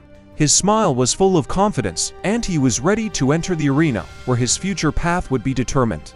Kim Il-young put his hand on the hilt of his sword and said that in another dimension his sword was slaughtering people. His words had the essence of a heroic challenge, and his gaze indicated that he was ready to defend and fight. Kim Il-young pointed to himself and said that his body had gone through grueling training, so the princess had nothing to worry about and could look forward to his victory. Kim Jong-il looked confident, his silhouette against the background reflecting his dedication to a great task and willingness to accept a challenge. The goddess of heroes praised Kim Il-young, saying that he knew how to keep a straight face. Kim Il-young agreed with her and added that he has the 8th grader syndrome, so pretentious things are silly for him. His joke was light and ready to accept himself, he is. The younger princess told Kim Il-young that he was strange, but that this might be their trump card, and wished him victory. Her words reflected a certain interested approach to the unexpected hero, and she was sure that he could be useful to them all. The courtyard of the castle. The atmosphere is tense. The air is heavy. The tournament is about to begin. The tournament judge raised his right hand and said that it was noon, which meant it was time to start the tournament, and he asked the heroes' representatives to come forward. His words sounded like the definition of the beginning of something great, and the raised hand gave the command to act. On one side was a hero in a classic suit. His red hair was shaved on the sides, and his long bangs hung in front. He had a sword hanging on his left side. The hero's appearance conveyed strength and confidence, and the sword prepared the audience for the incredible fights that were to come. On the chest of the enemy hero was a B rank badge. His distinguished appearance indicated confidence in his own abilities, and this was clearly visible even from a distance. On the other hand, Kim Il-young came out dressed in black, with a black robe on his back and a sword on his left side. His appearance evoked an aura of mystery, and the black color symbolized his strength. The sword at his side spoke for itself about his readiness to fight. On his chest was a D rank badge. This identified him as a hero with less experience, but his appearance complemented his inner strength. The enemy hero smiled slyly and addressed Kim Il-young, saying that D rank was low and what kind of warrior he was. He then added that the outcome of the duel seemed obvious. Kim Il-young asked himself who had decided. His facial expression indicated that he was ready to meet the challenge and show his true abilities. The enemy hero introduced himself by saying that he was Jia Fei from China. He looked exotic, and his name carried power and mystery. Kim Il-young introduced himself and said he was from the Republic of Korea. His response was brief, but it expressed the pride and strength of his country. Both heroes looked at each other menacingly. Zhao Fei told Kim Il-yen that he should surrender immediately, fall down before his skill, and pray for mercy. Kim Il-sung replied that he would do just fine. His refusal was pronounced with confidence, and he was ready to take on the challenge. The judge with red hair, beard, and monocle held his hands out to the sides and announced that the soldiers should take their positions. He then announced that the rules of this duel forbade retreating and disappearing from the judge's sight. His words created an atmosphere of tension and anticipation before an extraordinary event. Kim Il-yen listened to the judge and immediately thought that it was a pity that he would not be able to use the magic ring. His thoughts were filled with reflections on the possibilities that opened up or, on the contrary, were limited in this fight. Zhao Fei said that Kim Il-yen was a fearless guy and that Zhao would abuse him properly. Zhao Fei expressed his threatening intentions by talking about how he would take Kim Il-yen's head off and then rip out his lungs. His words filled the arena with tension and anticipation before the fight began. Kim Il-yen glared at Zhao Fei and thought he was a bullshit talker. His gaze was full of the confident determination of the stakes in this important battle, and his inner fire was blazing. With loud words, the judge announced that the tournament of great warriors was open. His announcement created an invisible tension in the atmosphere of the arena. Both heroes drew their swords at the same time. Both swords were charged with magic. The brilliant explosions of magical light were a clear sign of readiness for battle, and their swords sparkled with a mysterious energetic appearance. Zhao Fei pointed his sword at Kim Il-sung and said that since Kim Il-sung had a D rank, he was allowing him to attack first. His words were like a playful challenge, and they expressed the security of his own strength and advantages. Kim Il-yen looked at Zhao Fei menacingly and asked him if he knew anything about martial arts. It was clear that he had a high level of fortitude. Zhao Fei called Kim Il-yen an idiot and told him to calm down and that his martial arts were just children's stories. Zhao Fei's response was contemptuous, but Kim Il-yen continued to maintain his strong posture and dignity. Zhao Fei said that it was time to cross swords. His words resounded in the arena as a challenge to a real fight, and his expression showed that he was ready for a serious confrontation. The two heroes rushed toward each other with incredible speed to meet each other. The arena was filled with tension as the heroes accelerated to prepare for the fight. Kim Il-yen used the 7-star advanced martial technique and literally flew at Zhao Fei with the intention of striking him with his sword. His movement was spectacular and precise, reflecting the fighter's high level of skill. With incredible force, the swords of the two heroes struck each other, and only enormous energy was dispersed in different directions. During this vulnerable moment, the arena was held in tense anticipation, and the burning light of the swords illuminated the moment of the martial artists' clash. The heroes continued to fight, but they only blocked each other's blows. Despite the intense battle, both showed impressive defense skills, preventing significant damage. Kim Il-yen noticed that Zhao Fei's stances were good. Then he decided to test his techniques. Kim Il-yen clutched his sword and thought that he should first test Zhao Fei's weapon skills. He kept his concentration and readiness for any possible moves of the opponent. Kim Il-yen swiftly rushed forward with his sword toward Zhao Fei with the intention of striking him. Magical energy surged from his body, adding more of an impressive element to his attack. Kim Il-yen was stabbing Zhao Fei with a lot of sword blows. Zhao Fei could barely manage to deflect the blows and wondered how this was possible. He was stunned by the level of strength and technical skill of his opponent. Kim Il-yen moved incredibly fast, his attacks bypassing Zhao Fei, leaving him overwhelmed and powerless against the enemy's pace. Zhao Fei barely had time to follow his movements. Every move of Kim Il-yen was so fast and coordinated that it was difficult to keep his opponent in sight.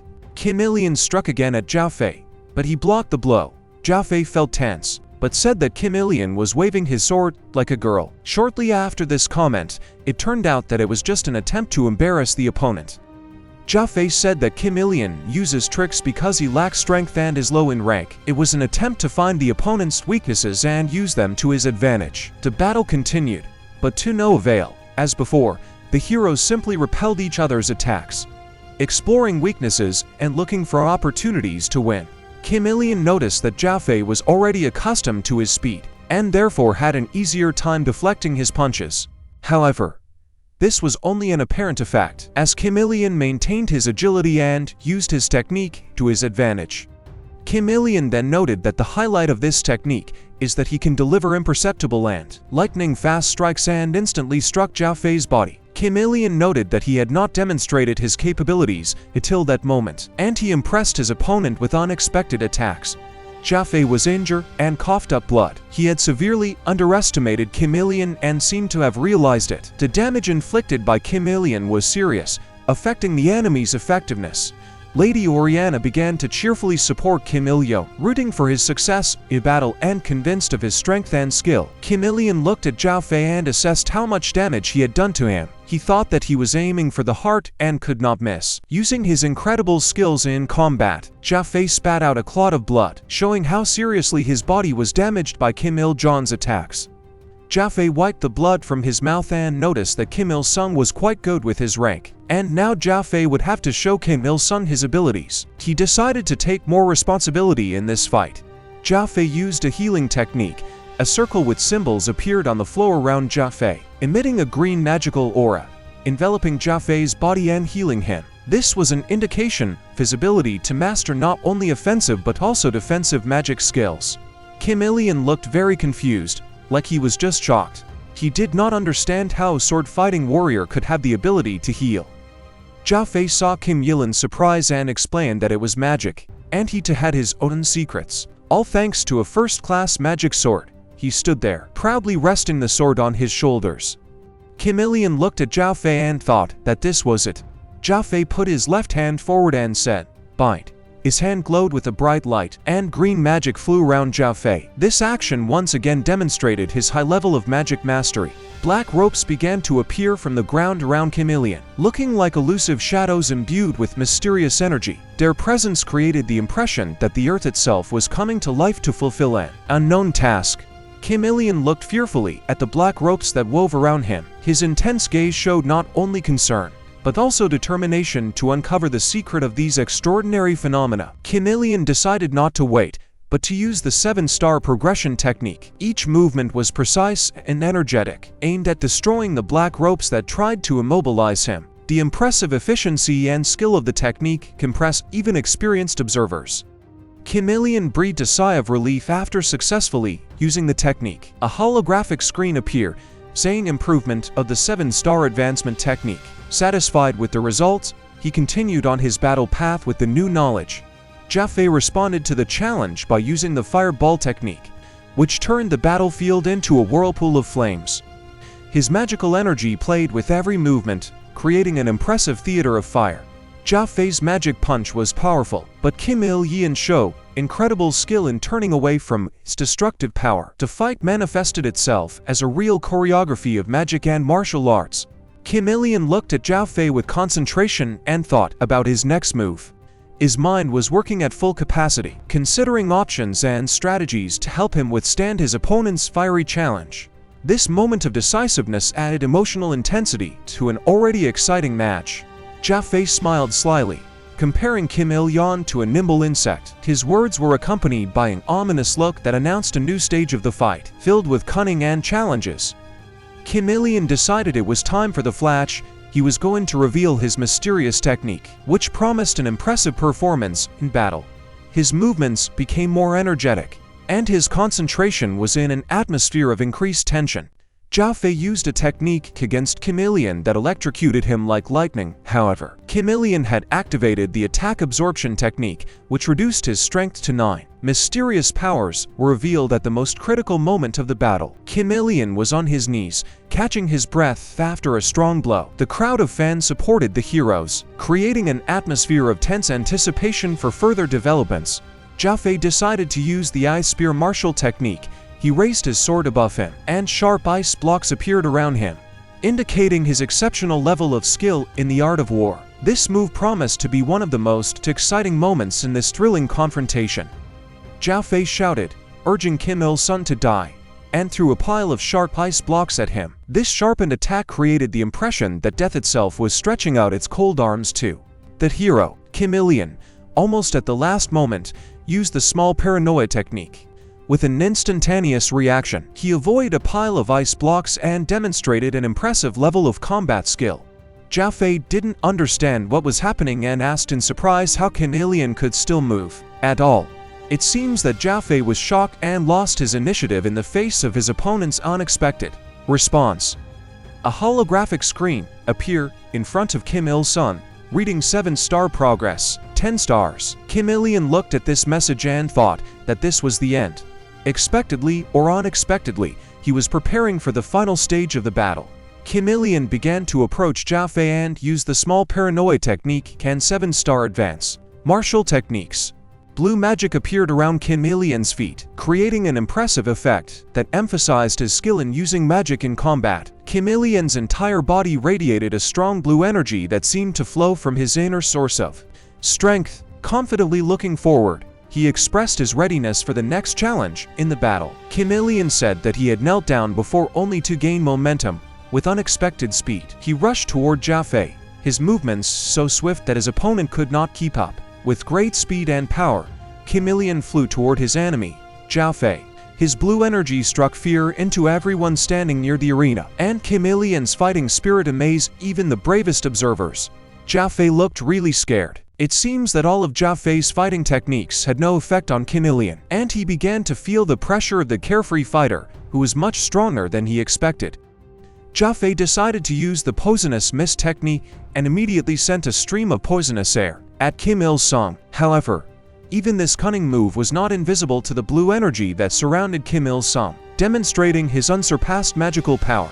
"It's no use," Kim Il-sung shouted with a sly smile and wide eyes. His voice was filled with confidence, and his smile announced that he had many more surprises in store. Kim Il-sung used the 8 faces, 10 stars fist technique, and with a powerful blow destroyed the stream of poisonous mist that Jia had sent at him. His attack was so strong that the enemy fog could barely hold on to Kim Il-sung's magical power. Jia saw Kim Il-sung rapidly approaching him and used the firewall technique to stop Kim Il-sung. A wall of fire rose high above the ground, blocking the path in front of the aggressive opponent. Jia used the technique and started running in the other direction. Kim Il-sung saw his blurred image through the wall of fire, but Jia was already on his way to escape, trying to get away from danger. With crazed eyes, Kim Il-sung thought that Jia was trying hard to increase the distance between them. His power over the situation was growing, and he could taste the sweet taste of victory in the air.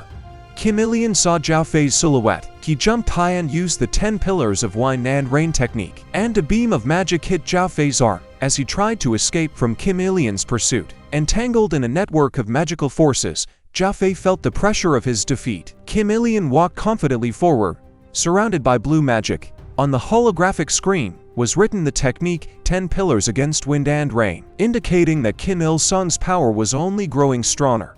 An exhausted Jia looked at Kim Il-sung, holding his injured arm. He asked Kim Il-sung what kind of a bastard he was. His question was full of surprise and disappointment at his own defeat in front of an incredibly strong opponent. Jia began to look around in confusion to see where his sword had gone. As soon as he saw his sword lying behind him, at the same moment Kim Il-sung's dagger flew at him at high speed. The inevitable end of the battle could have come in the form of a decisive blow that would have formed the basis of the legend of this epic duel. Kim Il-sung threw a dagger, but Jia was able to dodge it. After successfully dodging with impressive maneuverability, Jia found that the battle was not over yet, and his enemy remained dangerous. Jia called Kim Il-sung a bullshit monster. It seems that only now did Jia realize that he had underestimated Kim Il-sung in vain. His expression was filled with surprise and a certain dose of fear of his opponent's strength. Jia clenched his teeth and looked at Kim Il-sung with animalistic anger, and then said that he was not a D rank, but a common fraud.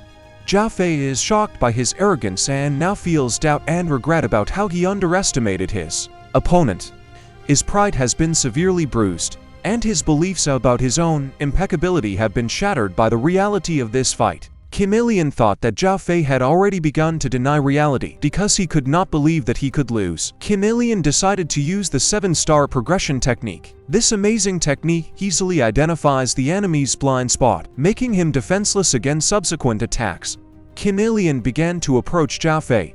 The blue magic was flying around Kim Il-sung again. This technique works as if the enemy thinks that Kim Il-sung has clones. Enriched with realistic illusions, Kim Il-sung prepares to impress and confuse his enemy. Jia began to panic and scream to keep Kim Il-sung away from him. His psychological stability breaks down under the influence of magic and stress, and Zhao Fei begins to act recklessly and under the influence of panic. Zhao Fei's panic grew as he saw the four clones of Kim Il-yin and randomly slashed his sword in the air. Zhao Fei started shouting for Kim Il-yin to stop, revealing his vulnerability and powerlessness in the face of his opponent's deceptive magic strategy. Kim Il-yin approached Zhao Fei as close as possible and cut off his arm. Zhao's severed hand flew into the air and began to spill black blood like oil. Zhao Fei fled in terror, and his image was now accompanied by the shadow of tragedy. Kim Il-yin just looked at Zhao Fei with a cold predator's gaze. Zhao Fei ran and continued to shout that Kim Il-yin had hidden his skills and entered the tournament of heroes, thus justifying his defeat in the face of such an incredible force. Soon, the armless Zhao Fei stopped, clutching his wound with his other hand, which was bleeding black blood. Zhao Fei then said that Kim Il-sung should not even think of touching him, because otherwise the whole of China would stand up for him, and it would not end there. His words sounded like the last slogan in a real epic battle. Kim Il-yin addressed Zhao Fei, calling him a bastard. Zhao Fei just looked on in confusion, his face reflecting his powerlessness and defeat before his unrivaled opponent. Kim Il-yin told Zhao Fei that he had lost to the Mirrorman and that Kim Il-sung would finish him off with a weapon. Kim Il-yin said goodbye to Zhao Fei, and with one swing of his sword, he cut off his head. The head flew high up, spinning and spilling black blood like oil. Kim Il-yin just said, "So much for children's fairy tales," demonstrating his ruthlessness in the martial arts world. After Kim Il-yin's victory over Zhao Fei, a holographic screen appeared in front of him, saying task completed. Level up, level up, level up, level up. Kim Il-yin just stared, aware of his own strength and invincibility in this battle tournament. Kim Il-yin stood in a proud victorious pose. On the holographic screen, the messages strength stat upgrade, stamina stat upgrade, heavenly elixir obtained, recognition mark obtained kept appearing. Kim Il-yin happily thought that he had won and his strength and stamina were increasing to a new level. Looking at the black blood on the floor, Kim Il-yin thought that through martial arts he could defeat even the strongest.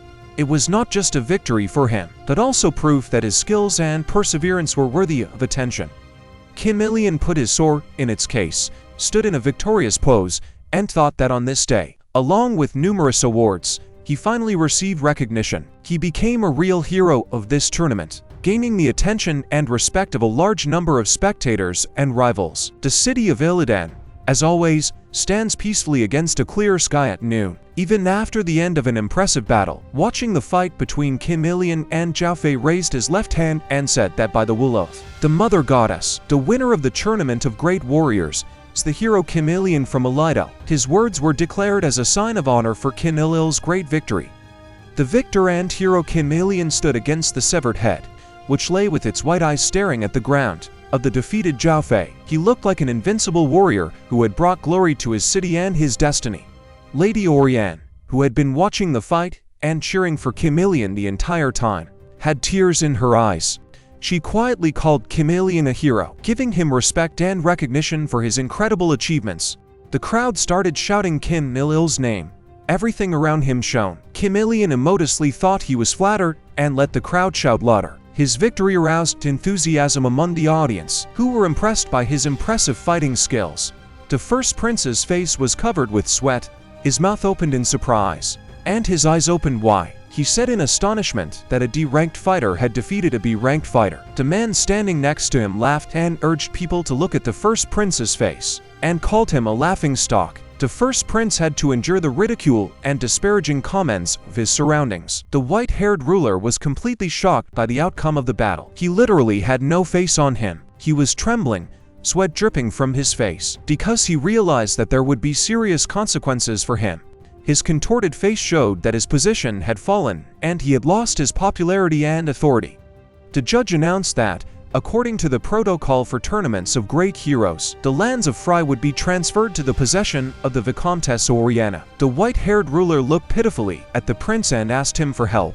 The prince only looked straight ahead, and his ruthless reaction indicated a loss of power and support. The prince ordered the guards to remove the ruler from the palace in a stern tone, not even looking in his direction. This was a clear confirmation that this ruler was no longer worthy of his attention or mercy.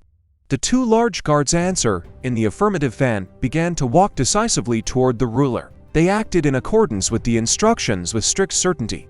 The guards approached the ruler with determination. The ruler only mumbled something to be released and talked about China, but no one listened to him, and his words sounded useless among the relentless guards who were fulfilling their mission. The ruler kept shouting that everything was set up against him, that it was a conspiracy by a country from another dimension. He tried to raise doubts about Kim Il-jong's victory, claiming that the victory, the D-rated hero over a B-rated hero, was an injustice. However, the guards did not hear him, but simply took him aside, ignoring his words. The prince did not hear any of the ruler's persuasion. He just looked forward with his blue eyes, expressing his ruthlessness and lack of interest in what the ruler was saying. The hero Kim Il-jong was standing and massaging his arm, perhaps injured in a fight with Zhao Fei. After a hard fight, he needed some rest and self-care. The white-haired prince was staring at Kim Il-sung intently. Kim Il-jong wondered why he was watching him so closely, perhaps planning something or seeing him as a potential threat. The prince was about to leave, but something caught his attention. He turned his attention back to the source of the signal. Being interested in new events or developments, the judge announced that Victor Gordon is required to leave Fry's land with a limited number of belongings that Vicomtesse Oriana has approved. Any influence of Victor Gordon on this territory is forbidden, and violation of this prohibition will be punished with severe punishment from the central government. Victor Gordon looked pained, having effectively lost everything he had. He mumbled something about fraud and begged for a day. The judge announced that the battle for the territory was over, and the defeat was accompanied by decisive consequences for Victor Gordon. The clear, endless sky without clouds, stretched over a little, seems to be forever guarding this majestic city with its blue arms. The sun's rays gently play on the tall towers and wings of the palaces, making the whole city look like a fairy tale. The hero, majestic and unwavering, Kim Il-jong, stands in a throne room that sparkles with luxury and grandeur. Before him, as the ruler, the graceful Lady Oriana, with silver eyes, stands questioningly. Her question about what the hero wants in exchange for the saved a little sounds like a melody of high dignity and mystery. Lady Vicomtesse Oriana, a graceful beauty with a noble disposition, looks at Kim Il-jong in love. Her voice, like the gentle whisper of the spring wind, sounds like a promise of the greatest treasures. She cheerfully offers the hero a choice gold that flows like river water or rare weapons made by the skillful hands of great blacksmiths. And then, unexpectedly, she suggests intimacy as the last but most valuable pearl. The hero, Kim Il-jong, with a look of determination on his face, replies that he doesn't need intimacy in this deal. But Lady Oriana doesn't back down. With a mysterious smile on her lips, she insists that she has her own way of thanking him. Her words sound like a ray of mystery that enhances the atmosphere of intrigue in this majestic palace. The lady continues to express her thoughts to Kim Il-jong, revealing that thanks to his actions, their domain has expanded into the Fry lands. Her speech is cut short, however, as she is interrupted by Fisher, whose high-pitched voice resounds in the room. Fisher, with a look of indignation on his face, suggests that perhaps other ways of rewarding Kim Il-jong should be considered. The lady vulnerably asks Fisher if he is against this approach. Fisher replies that there is a problem in the Sylvian Empire. One must have at least some sort of baronial title to own land. Lady Oriana, surprised and tormented, suggests that in this case she should approach Princess Henrietta and ask her for the title. Her face reflects the uncertainty and weight of making such a decision. Fisher seriously argues that this may not be the only obstacle. He expresses doubt that the central government would allow titles and lands to be given away to outsiders, noting that the princess may need a large sum to achieve this goal. Fisher emphasizes that this could seriously hit the princess's treasury and cause difficulties with the central government. The lady replies with sadness in her voice that she had not considered such a turn of events and asks how she should pay for the services. Kim Il-jong's character thinks that for a true knight, which he is, the way to success is through chivalry. He smiles slyly at the lady, suggesting to her that chivalry and courage can be the key to the development of their business. Kim Il-jong continues to smile, concluding his thought by saying that the lady shouldn't worry because there will be enough gold. However, at the same moment, it occurs to him that money is the best and most effective form of reward for his efforts.